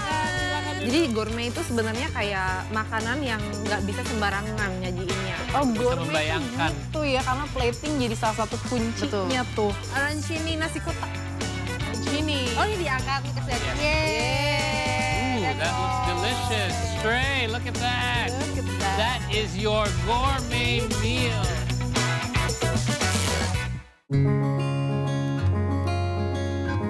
I think I've done about 60 films and TV shows and web series. India is the largest film producer in the world because it's got a lot of people.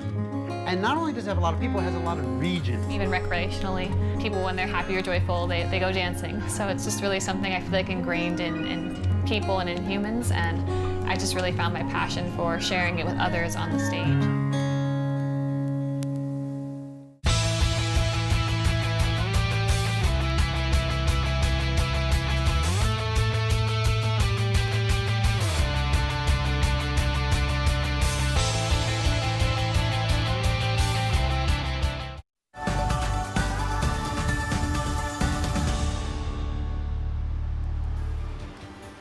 Hello and welcome back to the 3-Hour News Show. Again, it's time for See Today Business, and again, you're still with me, Muhammad Ahir. Our first story comes from the United States. U.S. economist Jeffrey Sachs noted a dangerous tendency by some American politicians and the mainstream media to hype up tensions with China. He was speaking of China's messages from the recent 20th National Congress of the Communist Party of China and how the messages were interpreted by some in the United States. Jeffrey Sachs, Columbia University Center for Sustainable Development Center director, said that the True China message was a message of multilateralism, that China wants a multilateral world under the UN Charter. He also mentioned that the message doesn't seek domination and conflict in any way. The True China message was a message of multilateralism, that China wants a multilateral world under the UN Charter very explicitly. It doesn't seek domination. It doesn't seek conflict in any way. And the message is absolutely explicit. This is not my interpretation. These are the very words that one finds if you actually read the report, not our newspapers. But the U.S. is in a different game right now. The U.S. government, I should say. The American people, not so much, but the U.S. government thinks that we are in a grand competition with China, that it's a devastating competition. We need to contain China. Many very harsh, absolutely anachronistic, dangerous ideas. Sachs added that the perspective in the U.S. is in a different game right now, and he said that the U.S. government thinks that the U.S. are in a grand competition with China. Right now, the United States is raising tensions with China. It's doing so deliberately, dangerously, and provocatively. And the main media in the United States go along with this U.S. government line. So it is absolutely true that when I read of course, the detailed report of President Xi. There were so many interesting things that should have been reported, but all we got in the main Western media was China getting ready for conflict, all harsh messages. This is a narrative that is in the United States. The U.S. is also trying to pull Europe into this negative narrative vis-a-vis China. We don't need these tensions. We don't need these conflicts. They're extraordinarily dangerous. We need, first of all, multilateralism under the UN Charter. We need and have a multipolar world. It's not a world that the U.S. leads, but sometimes many people in U.S. leadership, in the U.S. government, think they lead the world. This is a huge mistake and a huge danger. But we need to reduce these tensions. And unfortunately, right now in the U.S. political scene, there's actually a desire to raise the tensions. Noting that the Western media failed to provide an unbiased coverage of the 20th CPC National Congress, Sachs called for the popular internet and mainstream media and around Capitol Hill to create conflict dangerous. He said that right now the United States is raising tensions with China and the US is also trying to pull Europe into this negative narrative. Elsewhere in Japan, an economic researcher said the United States could take a responsible attitude in formulating economic policies so as to avoid making negative impact to the world economy. The statement comes after Bank of Japan decided to maintain its easy monetary policy on Friday to support the economy in the face of a weak yen, further inflating prices as the nation faces increasing cost of living. At the conclusion of a two-day meeting, the BOJ, or Bank of Japan Policy Board, voted to retain its yield curve control program by setting its short-term interest rate at minus 0.1% and guiding 10-year Japanese government bond yields to around 0%. Daiichi Life Research Institute chief economist Toshihiro Nagahama believes that the central bank has no choice but adopting the policy, since raising interest rates would only cast shadow on sluggish economy recovery, plagued by a lack of demand, increase the burden of enterprises, and constrain consumer demand. Japan's economy is sluggish because of the insufficient domestic consumption demand. If the central bank increases interest rates, it will further cool the economy, affect the enthusiasm of private equipment investment and real estate investment, and the capital turnover of enterprises will also encounter obstacles which will make Japan's economy worse. 日本は表面上物価は上がってるんですけども、中身を見るとですね、いわゆる輸入食材とかエネルギーの値上がりでほとんど上昇してまして、むしろ国内は需要不足で経済が低迷してるんですね。でそういう中ではやはりここで利上げをしてしまうとですね、冷え込んでいる経済をもっと冷え込ませる可能性がありますので、民間の設備投資とか住宅投資、こういったところの勢いがそがれてですね、資金繰りが厳しくなってくる可能性があるんですね。ということになるとですね、これ泣きっ面に蜂の状況になってしまいますから、そういう面でも金利は上げられないということだと思います。今回のですね、ドル高というのは日本のみならずですね、例えば経常赤字の新興国、さらには世界的には食料エネルギーの価格を通じて影響を及ぼしてしまっているわけですから、少なからずアメリカがですね、コロナショック以降経済対策をやりすぎたというところもですね、一因かと思いますので、そういった意味ではですね、アメリカもやっぱりその辺の責任感をですね感じながらですね、これから世界経済の悪影響をできるだけもう配慮した政策の舵取りをしてもらいたいなというふうに思います。Move on to the next story. European Central Bank again raised its interest rates for the third consecutive time on October the 27th. The interest rate that the European Central Bank, or ECB, pays on bank deposits has been increased by 75 basis points. At 1.5%, the rate is at its highest since 2009. A report said that the bank has bought bonds worth to 3.3 billion euros over the past 8 years under the asset purchase program over the beliefs that inflation was going to stay down. On the same day, it reiterated the plans to continue reinvesting proceeds from that purchase, and by changing the longer-term refinancing operations terms, the ECB, or the European Central Bank, is hoping that banks will be encouraged to pay back loans early. In addition, the ECB also increased the rates of its main refinancing operation and marginal lending facility to 2.0 and 2.25% respectively.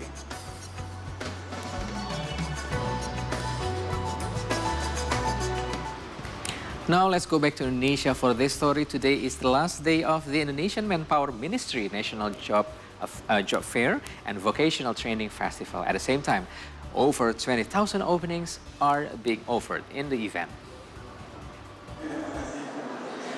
So here's in the event. This is the last day where it is held at Hall A of Jakarta Convention Centers and aims to connect employers and job seekers. At least 172 companies are taking part in the fair, representing various industries ranging from food and beverage, or F&B, construction, agriculture, fashion to technology.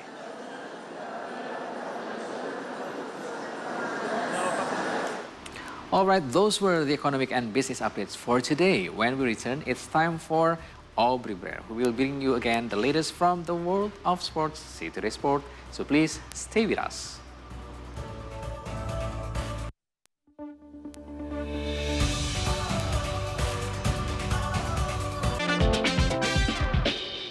Siapa sejak dini untuk masa depan. Aras ini sangat visi misi. Visioner, bukan visi misi. Kalau visi misi, visi foya, misi foya, visi misi, foya, foya. Oh, digambar cakep, Sel. Digambar ya lumayan. Tapi lumayan jelek.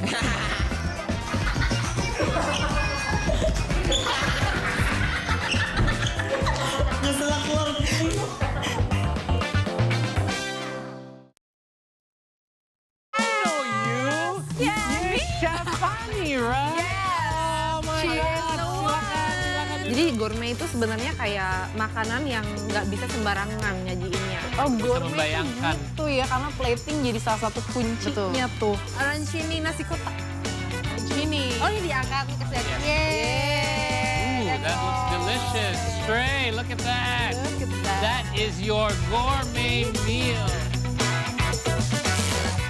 What makes a new place feels like home? I always believe it's about the people and the community. I love the tomato sauce. This is what I always say, the dish of signature. And food often the best way to connect them all. Ooh, this one really good. Restaurants, for me, is the beating heart of a city. That is why I love exploring new places. Follow me while I'm visiting the most exciting eating places around cities only on See Indonesia.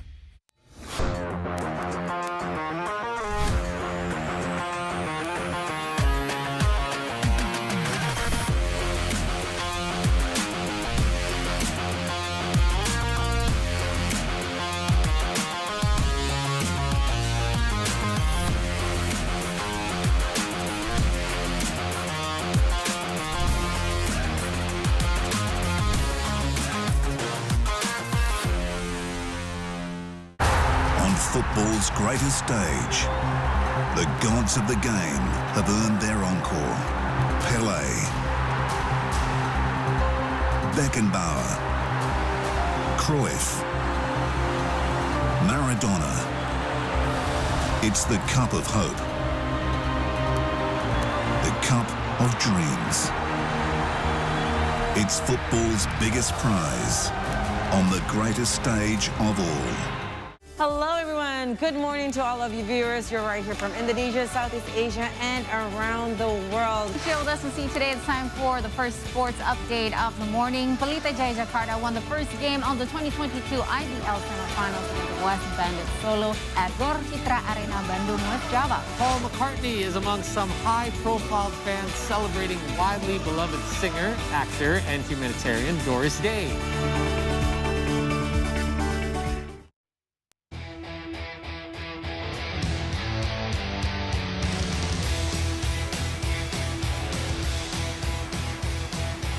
Yes, welcome back to See Today's Sport. Michael Bridges scored a season-high 27 points, while Devin Booker added another 16 points as the Phoenix Suns beat New Orleans Pelicans 12-4, 11-1 on yesterday.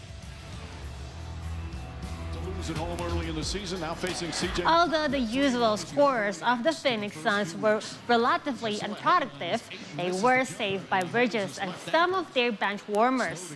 Torrey Craig finished the game with 13 points, while Cameron Payne added another 12 points, and Bismack Biyombo scored 11 points with 13 rebounds. Bridges netted 10 of 13 shots from the field, including 3 out of 5 three-pointers.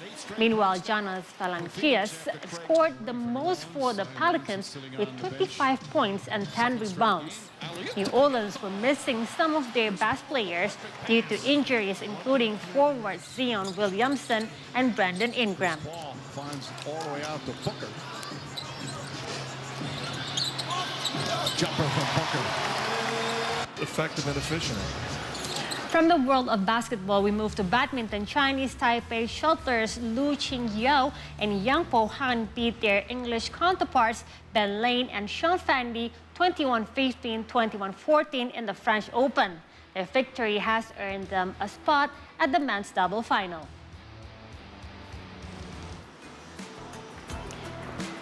Previously, Indonesian team Rehan Naufal Kusharyanto and Lisa Ayukusumawati knocked down by Thai couple Robin Tebeling and Selena Peak, 17-21, 21-13, and 21-12.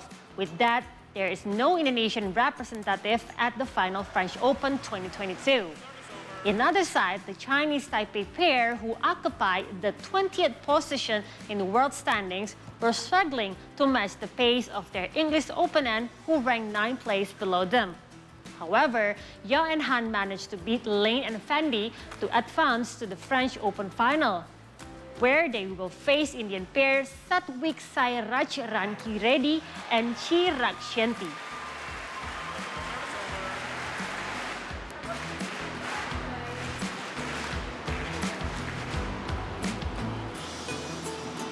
And top seed Victor Axelsen has secured his spot at the French Open men's single final scheduled for Sunday.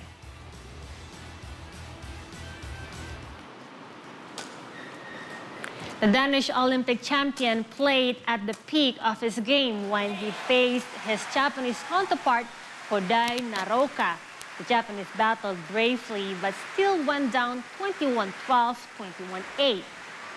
Meanwhile, an upset took place in the women's single division as Taiwanese shuttler Zhu Yingtai was strangely out of form and lost to Bingqiao He of China 21-15, 21-10 in 37 minutes.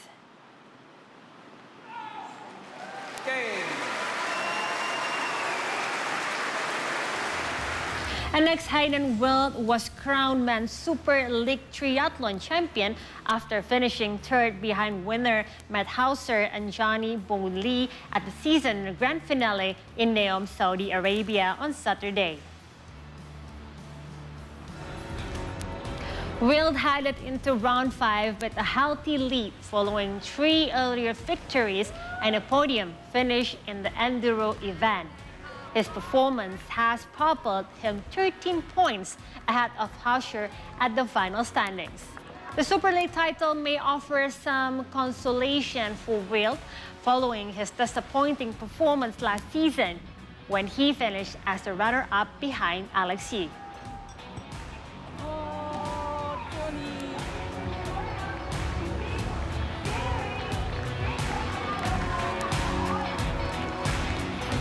And Georgia Taylor Brown has successfully defended her Women's Super League Triathlon title by winning the season grand finale in Neom, Saudi Arabia on Saturday.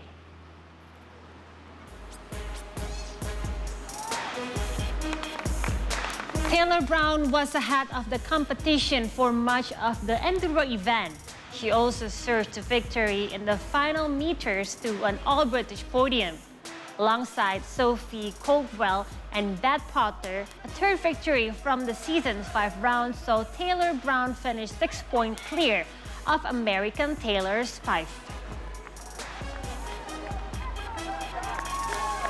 I'm just so happy to come out on top. I was just like, yeah, you never know what to expect with Super League. It's always changing, and sometimes it's just pure luck. So no, I've kept my head down, and I can honestly say that I've given every single race my all. And next, Glenn Phillips' century and Trent Bolt's ball masterclass launched New Zealand to a 65-run victory over Sri Lanka. This campaign their spot at the top of round 1 in the T20 World Cup. Phillips made 104 and was a lone hand as New Zealand recovered from the loss of early wickets to post a total of 167 for 7 in Sydney. Sri Lanka would have claimed the top spot of Group 1 if they snatched victory, but were blown away with 4 wickets. Instead, they fell inside the 4 players as they stumbled to 102 all out.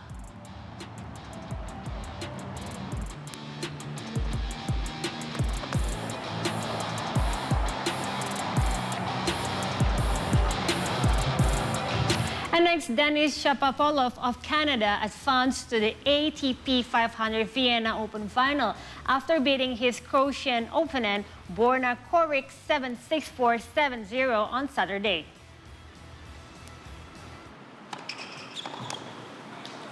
The world numbers 19 won 95% of his first serve, hitting 26 winners and putting down 7 aces.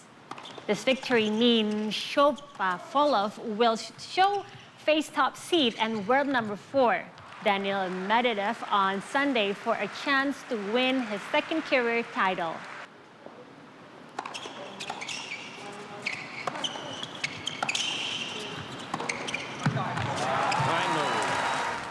Still from the ATP Tour final, Danish teen Holger Rune has reached his 3rd consecutive ATP Tour final after beating Roberto Bautista Agut in the 2022 Swiss Indoor Championship on Saturday.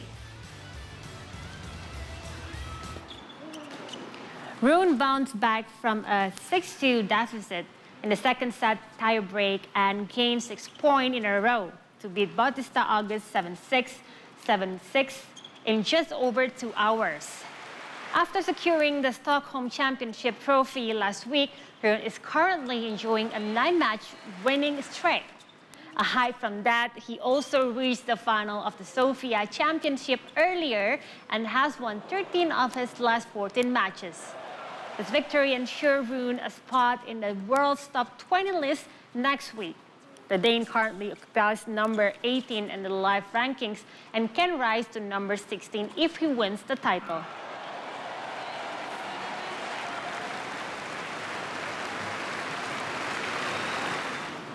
And that's a wrap for sport this hour, but when we return, we'll have more information. So keep it here on a 3-hour news show on See Today.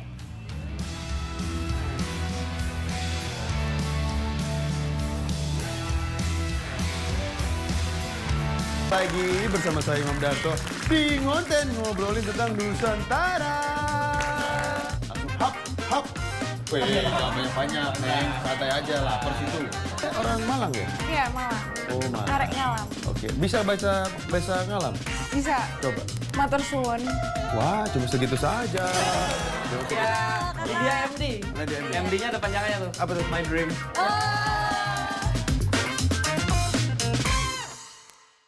Hello, everyone. Good morning to all of you viewers. You're right here from Indonesia, Southeast Asia, and around the world. Share with us and See Today. It's time for the first sports update of the morning. Pelita Jaya Jakarta won the first game of the 2022 IDL semifinals with the West Bandits Solo at Gor Citra Arena, Bandung, West Java. Paul McCartney is among some high-profile fans celebrating widely beloved singer, actor, and humanitarian Doris Day. Longing for a short getaway where you can be away from people but still be productive? You can! Come down here at Bidadari Island where you can learn a thing or two about the history. This paradise island is more than just white sands and Tuscan blue waters. You're not an outdoorsy type? Well, so am I. Don't be dismissive of the idea because We're gonna get in touch with nature and hopefully have fun while at it.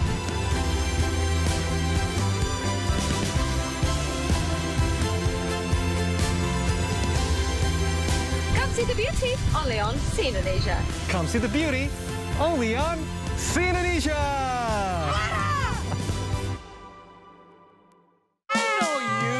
Yeah, Chef Fanny, right? Yes. Oh my God. Jadi gourmet itu sebenarnya kayak makanan yang nggak bisa sembarangan nyajiinnya. Oh, gourmet membayangkan. itu ya, karena plating jadi salah satu kuncinya tuh. Arancini nasi kotak. Arancini. Oh, ini diangkat nih kesini. Ooh, Yeay. that looks delicious. Stray, look at that. Look at that. That is your gourmet meal.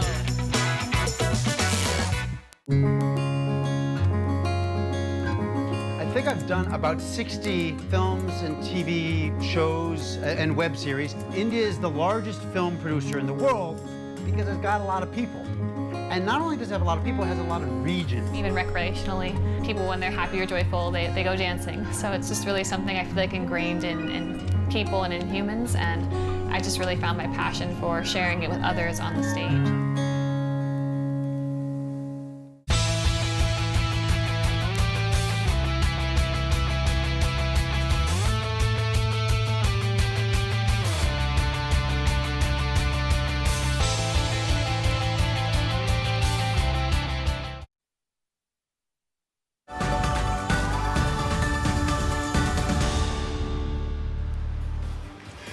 Welcome back to the 3-hour news show on See Today, where for the next hour, we'll bring you the latest stories in our See the Story segment. And of course, you're still with me, Krizia Alexa. And I'm Muhammad Ahir. For the latest updates, you can also follow us on Instagram, Twitter, and YouTube at See Today News, and also with us. I'm Aubrey Bear, but before anything else, let's see what's making headlines for today. South Korean President Yoon Suk-yeol calls on officials to ensure swift post-pandemic management following the deadly crowd crush in Seoul's Itaewon district. 153 people were killed and 82 others injured, including foreigners. 2 Indonesians with minor injuries have been discharged from the hospital. Tropical storm Nalgae slammed into the Philippines on Saturday after causing flash floods and landslides that claimed at least 50 lives. In sports, the Phoenix Suns beat New Orleans Pelicans 12-4, 11-1 on Saturday.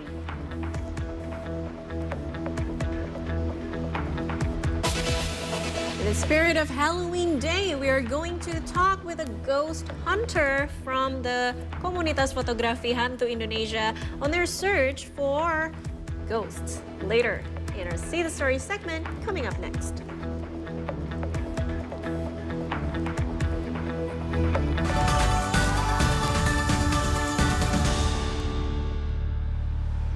Hello everyone, and welcome back to our very favorite signature segment, See the Stories. Yeah. And as we know,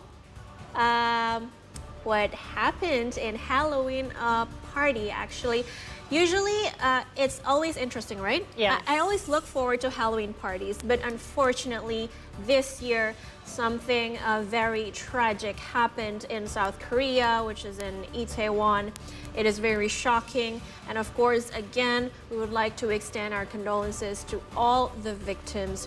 But again, Halloween is around the corner, and we all know that Halloween is synonymous with ghosts, right? Yeah, but today actually I don't know, because most of the time when I went to the Halloween party, I always dress as, you know, like a Tinkerbell You or always like a choose princess. something pretty, right? Yes. Why? Not like an Indonesian ghost like Pocong or like Kuntilanak, because it's so scary. I prefer, you know, like to be like a princess one, like a costume party more. Right, I can understand that. But our friend here has an experience, which is last year. Last year with Where you and Yasha. You dressed as Pocong. Pocong this is a local Indonesian ghost, yeah? Yeah. I dressed as Pocong, and How did it feel? It was quite dramatic right at the time because I pretend as with the movement of Pocong, like jumping all the time. Yep. You were so in character. And talking about the character, actually, when I was in the UK and I took the master degree for my digital media culture and education, one of the main topic talking about this actually talking about Halloween, because Really? it's become like a global phenomena. Yeah. Even if, according to some, let's say the expert, it come from the Hollywood products, but right now it become a global culture. Exactly. Phenomenon. Everyone around the world is celebrating Halloween each year, and some of the people likes to dress as pretty characters like her, but other people likes to dress up like scary ghosts. And speaking about ghosts, most people wouldn't want to meet one, right? But there is actually a community that we're about to get to know that is very different. Vice versa, I think, yeah?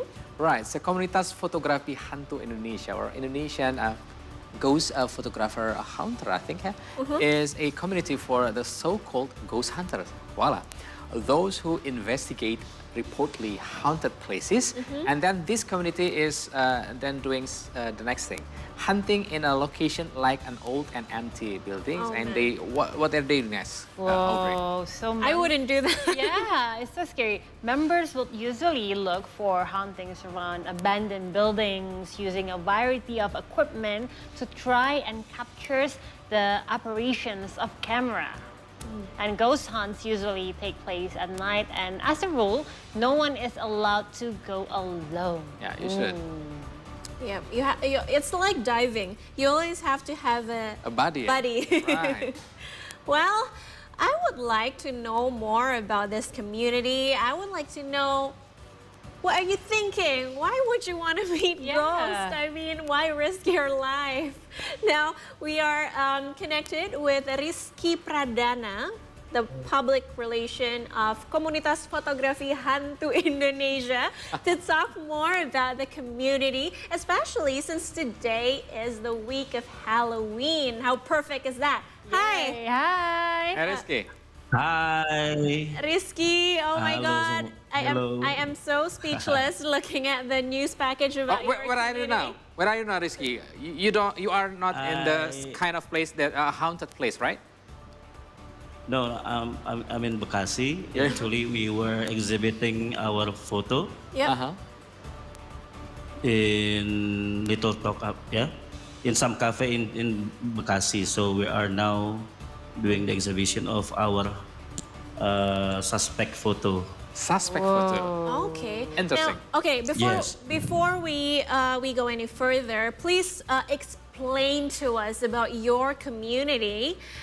What is it about? What do you guys do? Yeah. And especially during this week, we're about to celebrate Halloween. Do you have any special event for the community? Yeah, actually, this is Komunitas Fotografi Hantu Indonesia, formed by some people who were really interested in photography beyond human. So we think that we had enough with landscape, with human interest. So we're going through to the new level of photography. So that's why we go for hunting. Right. And during this week we have paranormal photo exhibitions in Bekasi. So we're exhibiting our photo suspect. Like we have like more than 20 pictures, 120 photo that we're exhibiting in the public space. Right. So Rizky, you've mentioned to us about you are a photography goers, let's say for that, but you guys are doing a photography for beyond human. It could be an empty space, but also maybe the creature that doesn't exist in our face directly, for example. So actually, what's the story behind Komunitas Fotografi Hantu Indonesia? Why don't you just being like an average photographer, or why do you guys choose this way for being a different as a ghost photographer? Yeah, as you know, Indonesia is full of story, right? Yeah. Yeah, we have we some people sometimes make gimmick and to just to show people this is ghost.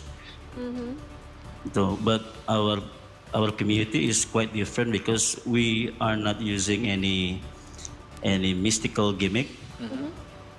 We don't do rituals. We're just using full of technology to capture ghosts. Okay. Do you have any? Not the capture, not Yeah, yeah. Do you have any photos Yes. near you? Because I've never seen a picture of ghosts before. What does it look like? Actually, it's on the display, so I cannot take it with me. Okay. But I already sent some pictures to and actually we never said it's 100% ghost. Okay. That's why we call it suspect. Suspect. Ah, okay. Yeah. But, So we never sure that it's 100% ghost. okay. And Rizky, I'm wondering what actually the activities of the Komunitas Fotografi Hantu Indonesia besides what we already mentioned before? Yeah, we have photo discussions after we go hunting. After the hunting, then we gather and collect all the photos, and we talk about what probably apparitions come in the photo. Okay. So we have a good discussions. We talk. Oh, this is not a ghost. We just do. You just have pareidolia. Oh, it's just. It's not a ghost. So there is debate before we publish pictures. There are lots of debate before finally we publish the photos. Right. Okay, Rizky, right now we are seeing the photos that you mentioned before. And you know what? I got goosebumps just by seeing it. Yeah. I cannot imagine being you guys who actually went to the haunted place or that scary place. I don't know. But perhaps those watching at home, perhaps they are interested in doing the same as you. Perhaps they want to join the community. Can they do so? And if yes, what are the procedures? Yes, everybody can join the community. It doesn't have to be like you are paranormal, you have some special skills. Nowadays, our technology is really, really advanced. Yeah, we have smartphones with good cameras. We can use it for hunting. So technically, everyone can join us. And the procedure, you just DM us in our Instagram. Okay. Yes. Yeah, Very it's simple. What is your very simple. Yeah? What is your Instagram account? @official.fhi. FHI. FHI. At official. Photographer Hantu Indonesia, or Indonesian ghost hunter photographer. So, Rizky, you've mentioned as well to us before that. Let's talk more technical. You've mentioned we can use the smartphone with a high maybe specification, or maybe you use a specific camera photo that you usually use. So can you share us technically what kind of tools that you usually use? And then after you go to some haunted place, you took a picture, and then you mentioned you do this discussion, and how's it's ended? I mean, we saw on some picture there are some like sketch of the suspect you've mentioned. It become like a pocong or any other what goes in Indonesia. So can you tell us more technical? Yeah, actually no. Yeah, actually there's no special devices. Yeah, we just use an ordinary like DSLR camera, and then we use some ordinary phones. We don't. Yeah, actually, entry-level smartphone can be used for doing the ghost hunting, because the camera is now good enough for taking any kind of pictures. So So apparently, we never have any rituals. We don't have any special tools to the ghost hunt. We just use our daily tools. That's practically everyone can join us. All right. I mean, I can say that you are an expert in photography.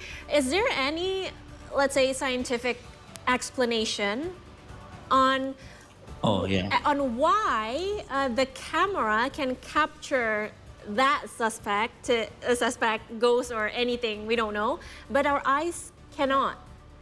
Why is that? Yes. Sometimes the shutter speed, we call it shutter speed. The shutter speed of the camera can capture fast, really fast movement of a entity or something. But basically, it's about we capture pictures and fast, with fast speed. It's really fast speed with shutter speed. You just do some settings on the camera. Like we can use some bulb setting. We can slow down our shutter speed. We can use fast shutter speed. It depends on the situation in the area. Okay. And can you tell us one or two interesting story about your community? Okay. Yeah, well, we were hunting in some place in Depok. Right, Depok. Yeah, it was a house with a pavilion, but it's quite big pavilion because there's a factory near the house. Right. So it's really unusual because usually we have the good vibe during the hunting, but at that place it's really creepy. It makes us all run away. Why, do you experience something unusual there? Yeah, actually we have some we experience some phenomena. Yeah, not only sighting but also sound and some physical interaction. Right. Wow. Really? Physical interaction. Yeah. So at that time, did you take the photo, or because you were so scared at the time and you were at the time and you forgot to take a picture? And what happened? What did happen at the time? Yeah, at that time I'm recording a video, right? So not taking photo. So it's quite It scared us. It scared me because I was doing it alone without my friend. My friend was waiting outside. So it is. Oh, you're so brave. You doing it alone. Yeah, but finally I ran away because the interaction because it's already physical. Right. Wow. So you feel it like you got scratches. Right. That's pretty scary, actually. Yeah. And that leads me to my next question, which is, how do you ensure the safety of your community members? I mean, you cannot prevent those things from happening, right? Like you've mentioned before, you're all photographers, not experts in that field, right? In that other world. And now, what would you do if something like this happened, for example, to one of your members? Do you have anything to prevent that, or perhaps you have a medium that could help you when things like this happen? Tell us about it. Actually, we have none of like that. We just pray to the God. Cool. So brave. Because most of us actually, basically, we're not the one who really believe in like that kind of interaction. So this is what we're trying to find, because we are the Indonesians so exaggerating with this kind of stuff. So we kind of go for a hunt to prove. The proof is if the place is haunted or not. Okay. So we want to make it clear. So if it's haunted, so let's clean up. If it's not haunted, you can use it and you can use it again. Don't let this building abandoned. Don't let this house abandoned. So that's part of our missions. But how Not do you clean only it up? Taking pictures. How do you clean it up when you found something? By praying? It's not our job. It's not our job. Well, we can let the owner of the property. It is not haunted. You can just use it. Right. So I'm curious, how many haunted places that you guys already went there? And then how can you actually pick the places? Because in Indonesia, we know there are a lot of Abandoned. places, abandoned places like that. So how can you pick this one that will be my next place to go? We start with the urban legends, right? We start with urban legends because an urban legend and a viral stuff. Okay. If some places are viral, then we should go there. And then after that, beside of that, we just hunt, look for abandoned places. So we're not only doing the ghost hunting, we're doing for abandoned location hunting. I see. So we go through. Wow. Yeah. Okay, Rizky, maybe this is one last question for us. I mean, this is a Halloween week, and of course, and we believe that you and your community wants to make this community maybe with a kind of adrenaline rush a bit, fun at the same time, but of course, safety at the same time as well. So what is your, let's say, your message for the community or the people who likes to do this? Make sure, first thing you need to be aware of the physical threat. So you have to make sure that the building is safety first. Yeah, no other people, no bad guy inside the building, and if it's all safe, you can just go hunt. That's it? That's all I think. Right. And don't forget to ask permission from the owner property.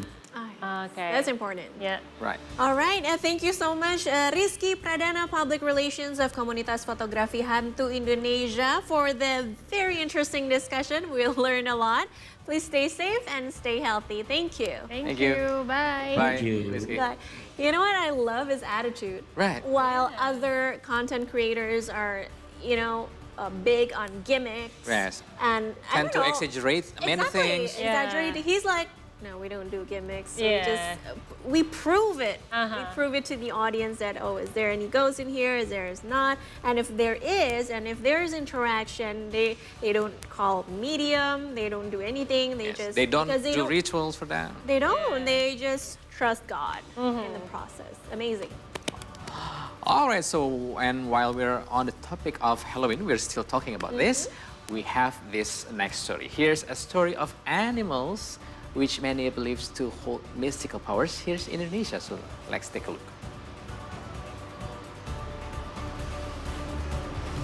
Since we are talking about horror and myth, we cannot miss to talk about mystical animals. Some people believe there are some animals which considered mystical or related to paranormal activities. And here are the list of them. Let's check them out. Black cat is often considered as a symbol of witchcraft and evil omens. Many early American settlers believed that witches could take the form of black cats. This means they like to sneak around as black cats and perform magic spells.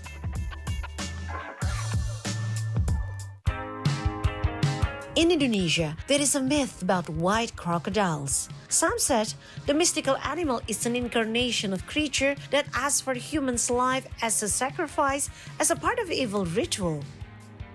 Let's not forget that this white crocodile is one of mystical animals in Indonesia culture, and it has nothing to do with albino alligator that you can find in wildlife habitat. So the story will continue after the break, so don't go anywhere.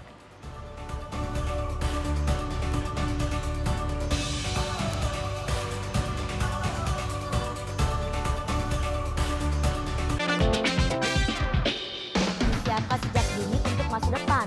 Aras ini sangat visi misi.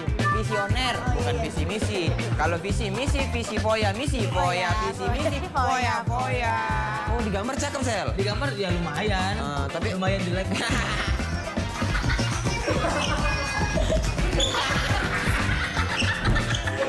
Ngeselak keluar.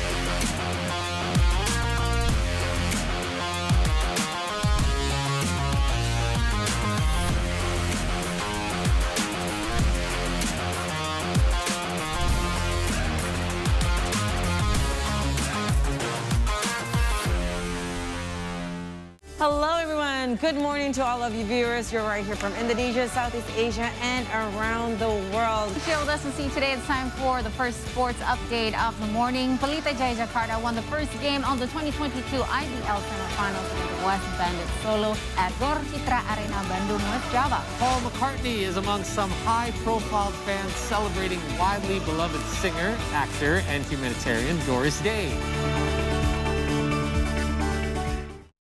What makes a new place feels like home, I always believe it's about the people and the community. I love the tomato sauce. This is what I always say, the dish of signature. And food often the best way to connect them all. Ooh, this one really good.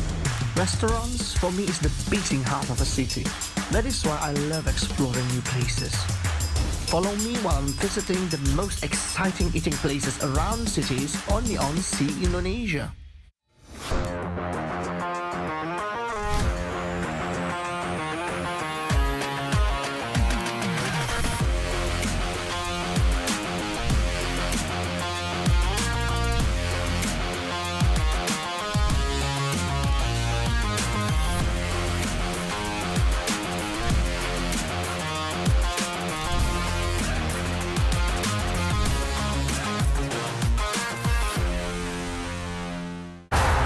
Football's greatest stage, the gods of the game have earned their encore.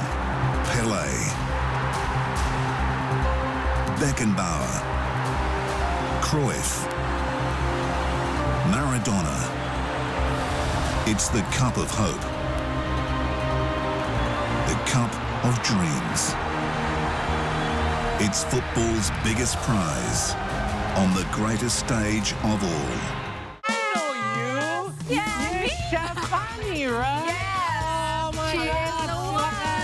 Jadi gourmet itu sebenarnya kayak makanan yang nggak bisa sembarangan nyajiinnya. Oh, gourmet itu ya, karena plating jadi salah satu kuncinya tuh. Arancini nasi kotak. Arancini. Oh, ini diangkat nih ke set. Ooh, that looks delicious. Stray, look at that. Look at that. That is your gourmet meal.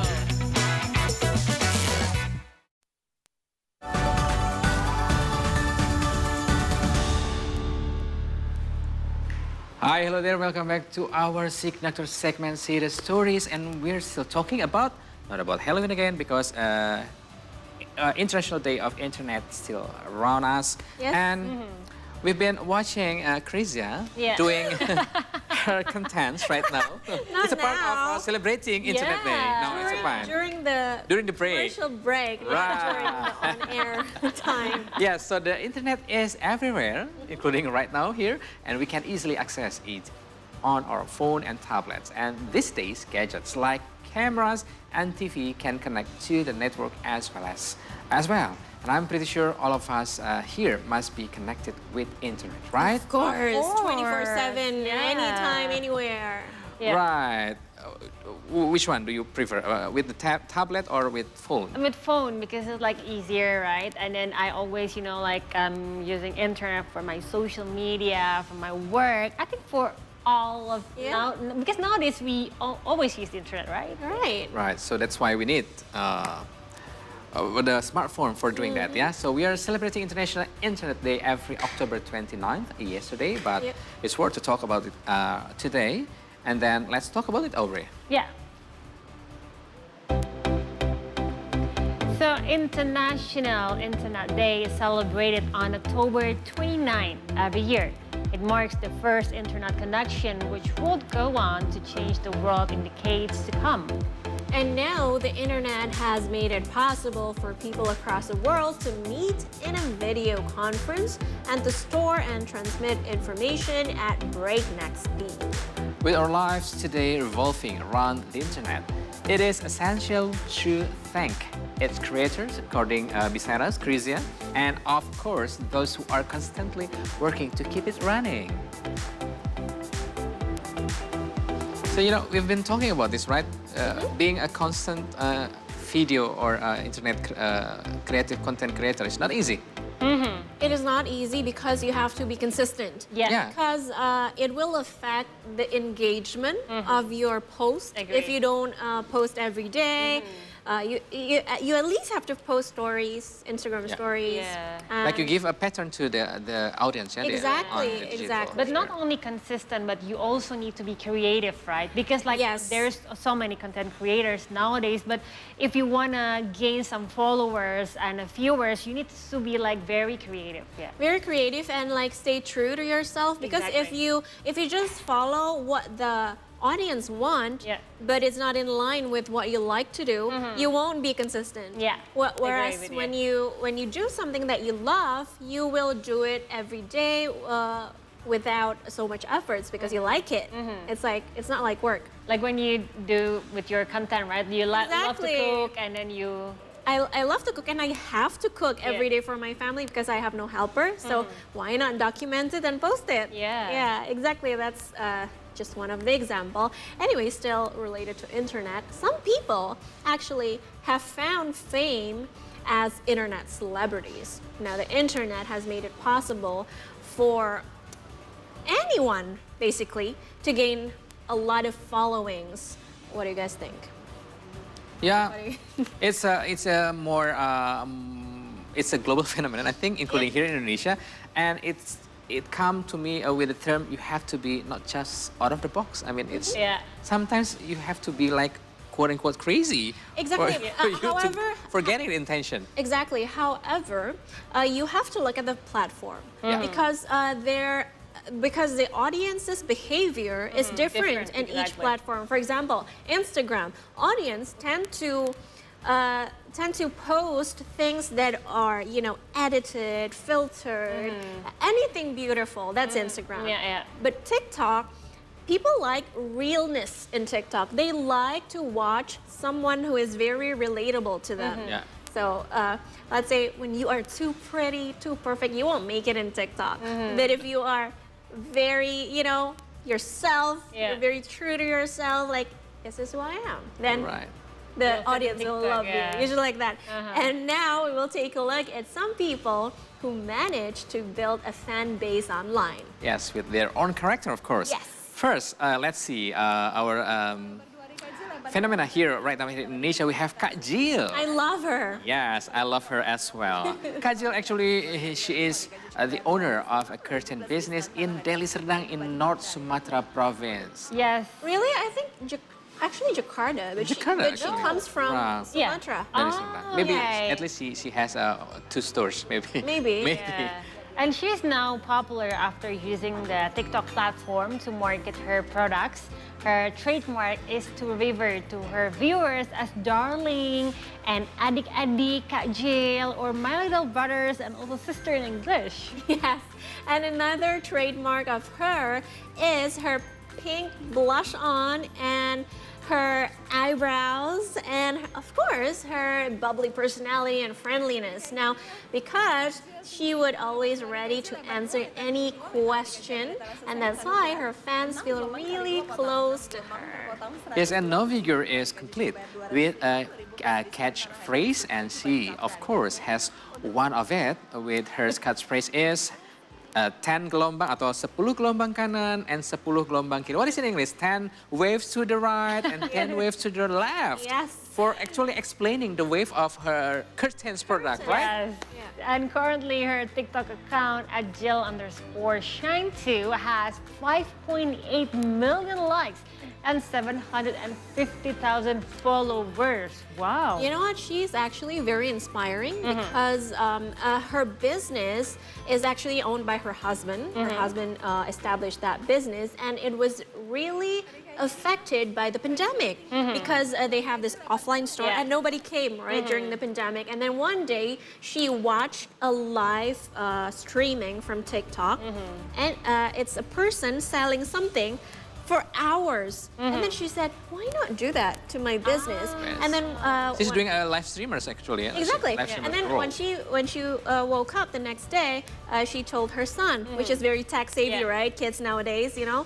And then, hey, I really want to do this. Can you help me? And then, boom. After that, day by day, her followings grow, and the business went crazy. But I think we know by choosing her appearance with like a bit quirky with like pink blush Very on unique. with unique eyebrow. She's very confident about it. That's what I love about her. It gains millions of followers Yeah. and viewers. She's very lovable. And another lovable persona on the internet Right is... now. Can you both guess? Of course, I know the one who you always watch. Bunda Korla. Everyone loves Bunda Korla. I knew it, some of it from Krizia because Yeah, I Krizia's caught love her watching Bunda Korla. Yeah? So Bunda Korla is well known for doing Instagram and TikTok sessions about her daily activities. And she's not here, right? Yeah. She's not here now, not She's in not in Indonesia. Indonesia. She lives in Hamburg, Germany. Right. Yes, and her audience not only includes regular users, but also verified accounts. Exactly, and she could go live from just about anywhere. Her workplace, bus shelter, inside the bus, on the street, at home, in the bathroom, Yeah. anymore. Yes, Bunda Korla has a real name, of course. Her real name is Cynthia Korla Priscilia. Is currently living in Hamburg, Germany, and working actually as a fast food chain worker there. Yeah. Yes, and she currently has 4.8 million followers on Instagram and 1.2 million followers on TikTok. And in the 90s, Bunda Korla had an appearance as an extra in a film, and she was also a background dancer for a dangdut music video. I'm wondering, is he doing a live Instagram right now? Maybe you can check, please. Yeah, while I'm delivering, while I'm delivering this news. Yeah, Bunda Korla also promotes Indonesia actually through her videos and had made a list of places she would like to visit when she returns. And you know, a lot of gimmicks come from Bunda Korla. Yeah, like nowadays everyone can be content creator producers. So just for example, they cut it like the gimmick from Bunda Korla, they put it on internet and become more viral. Exactly, and I've checked. She's not live right now, but maybe in a few hours. Maybe she's still sleeping. Or... 5 hours difference time, yeah. With Hamburg. Exactly, and you know what? People likes to make songs from their catchy phrase. For example, Kak Jill, they make a song from the 10 Gelombang Kan, like that. And then from Bunda Korla also, there's a song, but I'm not familiar with it yet, but you can check it yourself. Yeah, but I'm curious because I know Bunda Korla from Krizia because like she loves Bunda Korla so much. But I'm curious why you like Bunda Korla so much.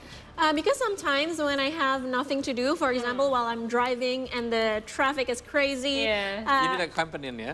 Like you need I need a companion. And you know, my mood is not really good during those times, and I need something to boost. Yes, she is a mood booster. She likes to, you know, she likes to say things randomly, and she even gets mad all the time. But it's so funny. It's so funny. You should try to watch when you're feeling low. Yeah. Okay. Anyway, speaking of internet, why don't we play a little game today? Because it's Sunday. So each of us will have to imitate the emojis shown on the screen while saying Happy Sunday. Now let's see the example. All right. Let's see. Where is it? Where is it?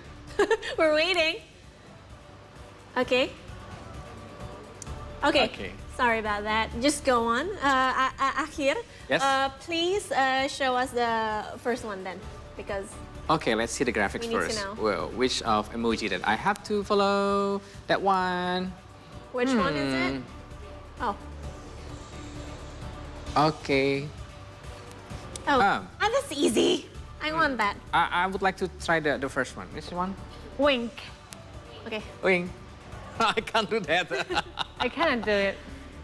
Happy Sunday. Oh, you did great. One more time. Okay. 3, 2, 1. Happy Sunday. Okay, second one. Is it my turn Not now? easy. Right. Okay, your turn. Okay. Okay. It's like But I think you have to do all 5. it's not easy. So I just did five? once. Okay, did 5. Okay, I'll do the first one. Happy Sunday. And the second one? Happy Sunday. Happy Sunday. Okay. It's disappears emoji. I don't have any glasses. Happy Sunday. Wow. Okay, Aubrey, it's now it's your turn right now. Okay, Aubrey, your turn. Okay. Please be nice. You can do it, Aubrey. Okay. Where's my camera? There. Okay, yeah. And, because you zip it.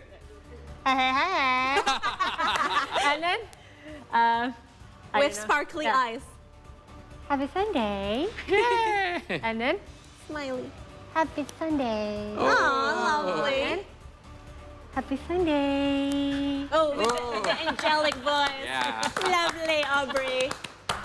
Now, because you only did one. No, Okay, you did- it's go back to me, the challenge. Okay. Do we let's- still have much time for that? Yes, we do. Yes, we do. Come Okay. on, come Can please for Ahir. Okay. on. Okay. Okay, this one. Okay. It is. Yeah, this one. Okay, go. 3, 2, 1. Camera 1. Wait. Happy Sunday. Okay. Next. Okay. Happy Sunday. Nice. It's same. Happy Sunday. Happy Sunday. Ah, nice. And the last one. Happy Sunday. Yay! Oh, you It's not did easy so at all. well. But I can do the second one, you know. I think we Move your all eyebrow.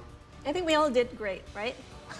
Right. We all did great. Yes. Anyways, See the Stories will continue after the break, and after this, we will make something, a Of course. dessert, but With- with a Halloween theme. With Chef special. Trizia. With Chef Richa in our See the Stories cooking. See the Stay with cooking us. story. See the cooking stories. Right. Stay with us. Don't go anywhere.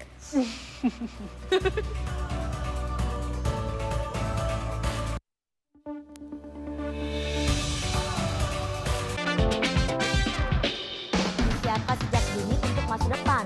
Aras ini sangat visi misi. Visioner, bukan visi misi. Kalau visi misi, visi foya, misi foya, visi misi, foya, foya. Oh, digambar cakep, Sel. Digambar ya lumayan. Tapi Lumayan jelek.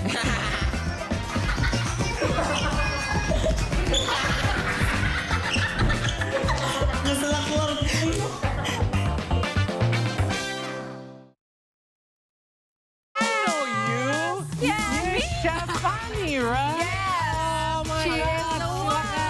Jadi gourmet itu sebenarnya kayak makanan yang nggak bisa sembarangan nyajiinnya. Oh, gourmet membayangkan. Itu ya, karena plating jadi salah satu kuncinya tuh. Arancini nasi kotak. Arancini. Oh, ini diangkat ke set. Ooh, that looks delicious. Stray, look at that. Look at that. That is your gourmet meal.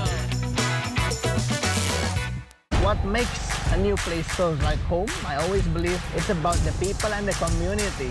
I love the tomato sauce. This is what I always say, the dish of signature. And food often the best way to connect them all. Ooh, this one really good. Restaurants, for me, is the beating heart of a city. That is why I love exploring new places. Follow me while I'm visiting the most exciting eating places around cities only on See Indonesia.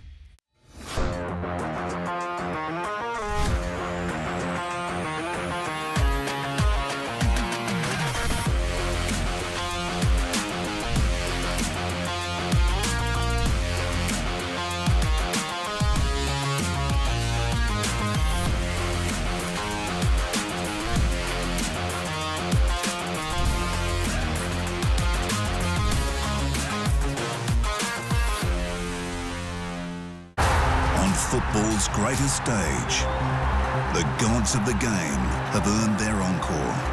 Pelé, Beckenbauer, Cruyff, Maradona. It's the cup of hope. The cup of dreams. It's football's biggest prize on the greatest stage of all. Hello, everyone. Good morning to all of you viewers. You're right here from Indonesia, Southeast Asia, and around the world. Here with us to see today, it's time for the first sports update of the morning. Pelita Jaya Jakarta won the first game of the 2022 IDL semifinals with the West Bandit Solo at Gor Citra Arena, Bandung, West Java. Paul McCartney is among some high-profile fans celebrating widely beloved singer, actor, and humanitarian Doris Day.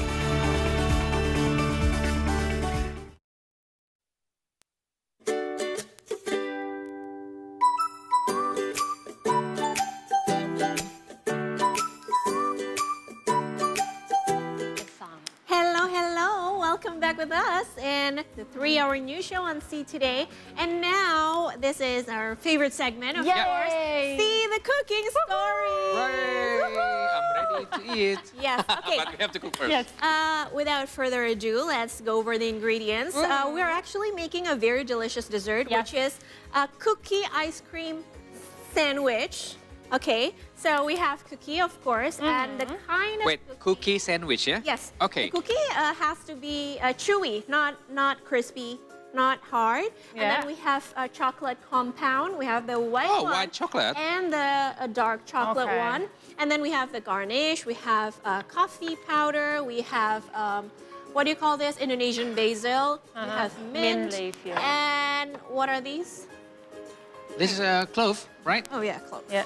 Okay, or cloves, and then, of course, we have vanilla ice cream. Delicious. Yes, and we have piping bag as well to decorate. So, actually, this is very easy. We have to double boil the chocolate. Do you know why is that? Why? Yeah, why you are putting like this, the big bowl here? Chocolates burn very easily. So you cannot put it directly with fire. So you have to use a pot and then put water, and then you put a glass bowl so that it will heat by the water. Heated by the water. And now to make it easy to melt, we have to cut it like this.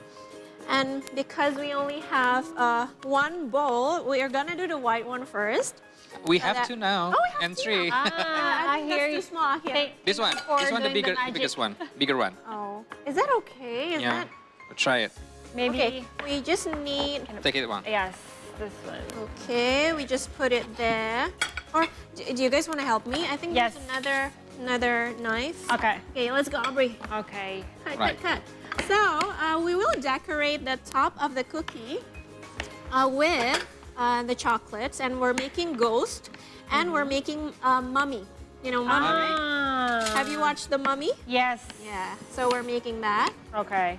So we have 2 designs today. You can choose which one you like. Is it a competition, Chrysia? Of course not. we collaborate. We don't compete. Okay. So. Okay. We're waiting for the water to boil. Where can I get this as big as this cookie? You can buy it on the mall, in the mall, or you can make your own. I have the recipe. It's really easy. Is it a chocolate cookie or like It's actually choco chip cookie and butterscotch, I think. No problem. I'm so sorry. Are you okay? I'm okay. That's okay. It's okay. I'm just like doing some wearing gloves. Sorry, Aubrey. No problem. Okay. Yep. Okay. I think that's enough. I think that. Oh, okay. Maybe a little bit more. Let's do one more. Okay. Akhir, you can do the chocolate one later. Let's pray that this The chocolate one or the white one? The chocolate one later. We're still doing the white one. Here you go. One more. Okay. Okay. Maintain the distance so I won't hurt you again. Make sure any distance between you girls and the knives. When it starts to melt, you can stir it. Right. Okay. For the white chocolate, maybe for example, I want like it's fast. Yeah. I want like the pink color. Can you like put it color on the? You can actually. You can use food coloring. You can, if you want pink, you you can put 1 drop of red. It will become pink. Right, because this is a white chocolate, Yes, yeah? exactly. It will be pink if it Yes. gives some red. It's very easy. You can make it with your daughter when she's at least, 2 years old. Because it's like, all the time favorite for kids, right? The chocolate, ice cream. Ooh, okay. And It's melting fast. Good. good. Yes. And do you know why you have to stir? Yeah? It Why? will give some glossy look to the chocolate if you mix the melted one with the unmelted one. Right. And then after it's all melted, we're gonna put it on a piping bag. Okay. So this is the piping bag. If you don't have one, oh wait, let me show it to the camera. This is the Okay. piping bag. But if you don't have one, don't worry. Just use any plastic bag and you can cut the edge like that and start to decorate. Okay. It's pretty But do easy. we need to wait until it's cold or just... No. No. We don't. We just put it here. Okay. Directly. Yeah. Okay. Okay. And Is it already enough? done? It's a little bit more, I a little think. bit more. We have to, or you can use a whisk. Do you have whisk? Yeah. No, in here, No, I think you can It's okay. start using it, Chris. Okay. Okay. Okay. Now, while we're waiting for the chocolate to melt completely, we're gonna take a little break, but don't worry, we'll be right back to finish this lovely dessert. Stay with us. Don't go anywhere.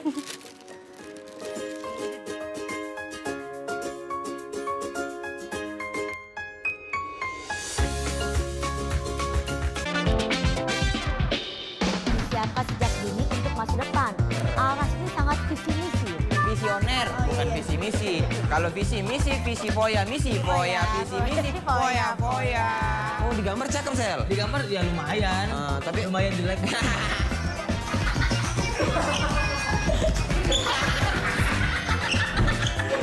Nyesel keluar.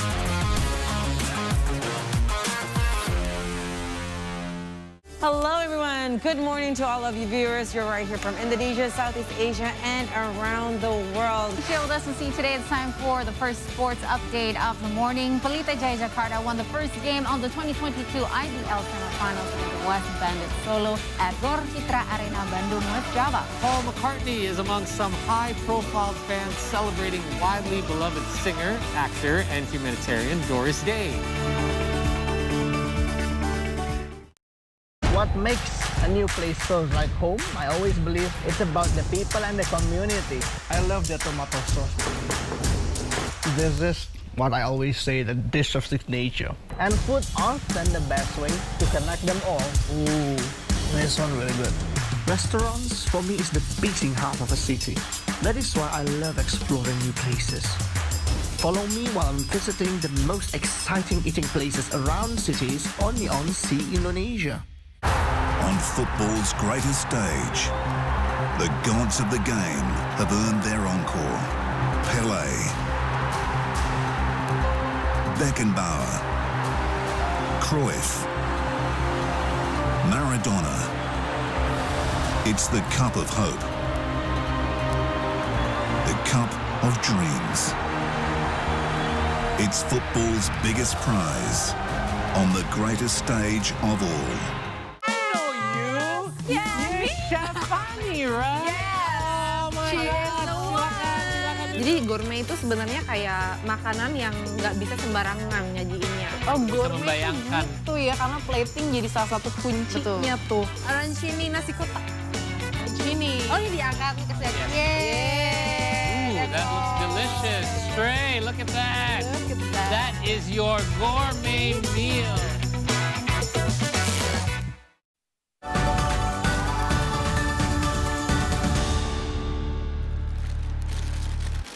We're back and we have melted the white one and now on to the chocolate one.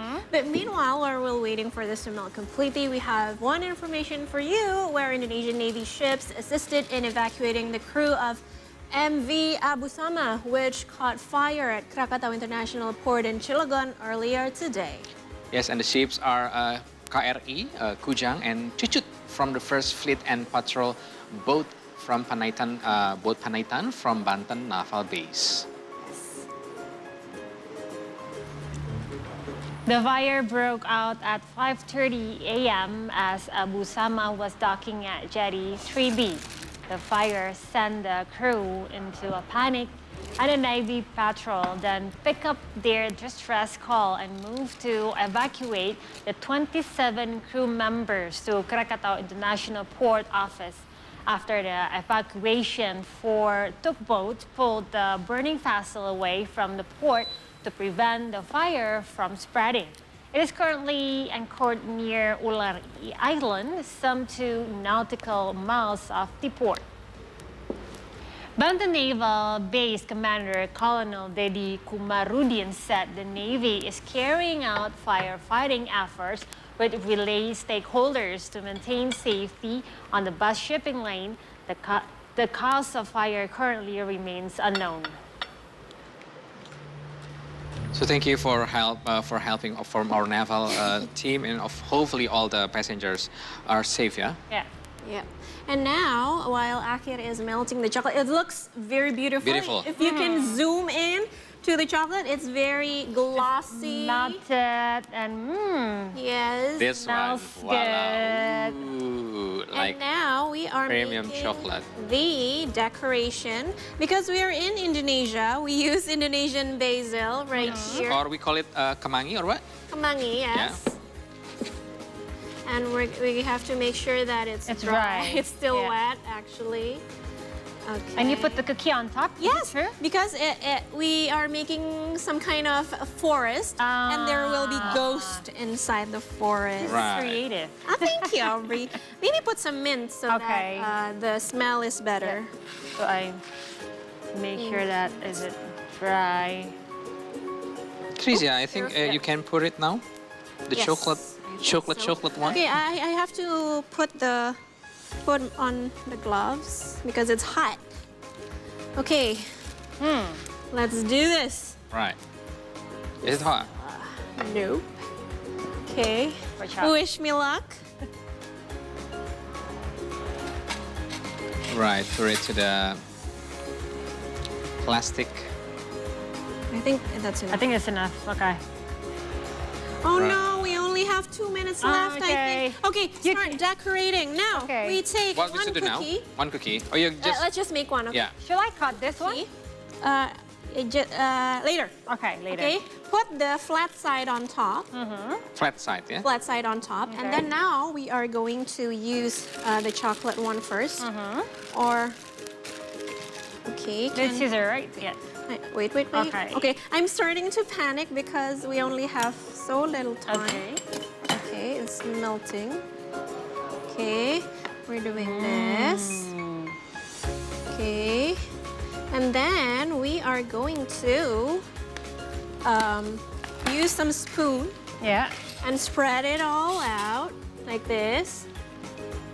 Like that. And then it will be dry and very shiny. Just tap. And then we're using the white one. I'm a bit afraid because it's very hot right now. So I think I'm just gonna use a spoon. Right. Put a dollop. Okay. We're making A dot, yeah. a dollop like this. Like so. In here. Okay. Not a dot, but a dollop. Yes. And then we just do that. Ta-da. There's the ghost. All right. And okay. do we have toothpick? It's like a Casper Where's it? on the cookies, yeah. And then we use toothpick to create the eye and the mouth. Okay. Okay. Let's try. So where's the chocolate? The chocolate one. Just here. I know. Okay. I think it's not enough. Wait. Sorry. So you don't need the ice cream now then? We need the ice cream. Yeah, okay. Wait. I'm starting to see a Casper Yeah, here yeah, now. it's Casper. Okay, and the mouth. Ah, cute. Right. Okay. There you have Yeah. it. And then, of course, this, we can put it, where do we put it? We don't have Here, space, here, guys. here. Okay, So, okay. and one more. And can you scoop the ice cream and put it here? Yeah. Okay, Yeah, yes. here? In here. More. Anywhere, in Okay, the middle. here. Yeah. Okay, can you do it? Come on, come on. Okay, okay, It's yeah, like, done. it's like, no, not No, enough. Again? More. Okay. We need 2 scoops, I Yeah. think. Like so. Okay. Is it done? I think it's stuck. Okay. It's stuck. It's broken. Yeah. You can Okay, use the yeah. spoon, okay. Okay, now we're using the clean spoon, please. Okay, clean spoon. There you go. Clean spoon, like so. I think we need another scoop. Okay. You need another scoop?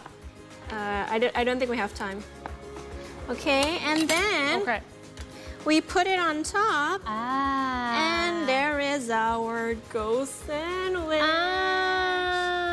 Aubrey, will you show it to the audience? It's like so. While we are waiting, pretty but creepy. While you do the closing, I will make one more design. Okay, so all right, that does it for today's episode of the 3-Hour News Show on See Today. But before we go, would like to remind you to always practice the 3 W's: wash your hand, wear a mask, and keep your distance. Yes, and please also visit our your nearest healthcare facility and register for the COVID-19 vaccine and booster shot if you have not done so. And be sure to also follow us on our social media through our Instagram, Twitter, and YouTube channel, all at See Today News. And See Today can now be enjoyed in Australia on Foxtel OTT platform, Flash App, or in Macau Cable TV channel 84. Or if you're in the Philippines, you can also watch the Confer Vision channel 58 and Singtel Singapore channel 15. Don't forget to also tune in again tomorrow, same time, same channel. Be sure to also catch our morning show every day at 6 a.m. I am Aubrey Bear. I'm Krizia Alexa. And I'm Muhammad Ahir, and I would like to say, See Indonesia, see the world, see today. I'm See the still Halloween busy. cookies. I'm making the mummy.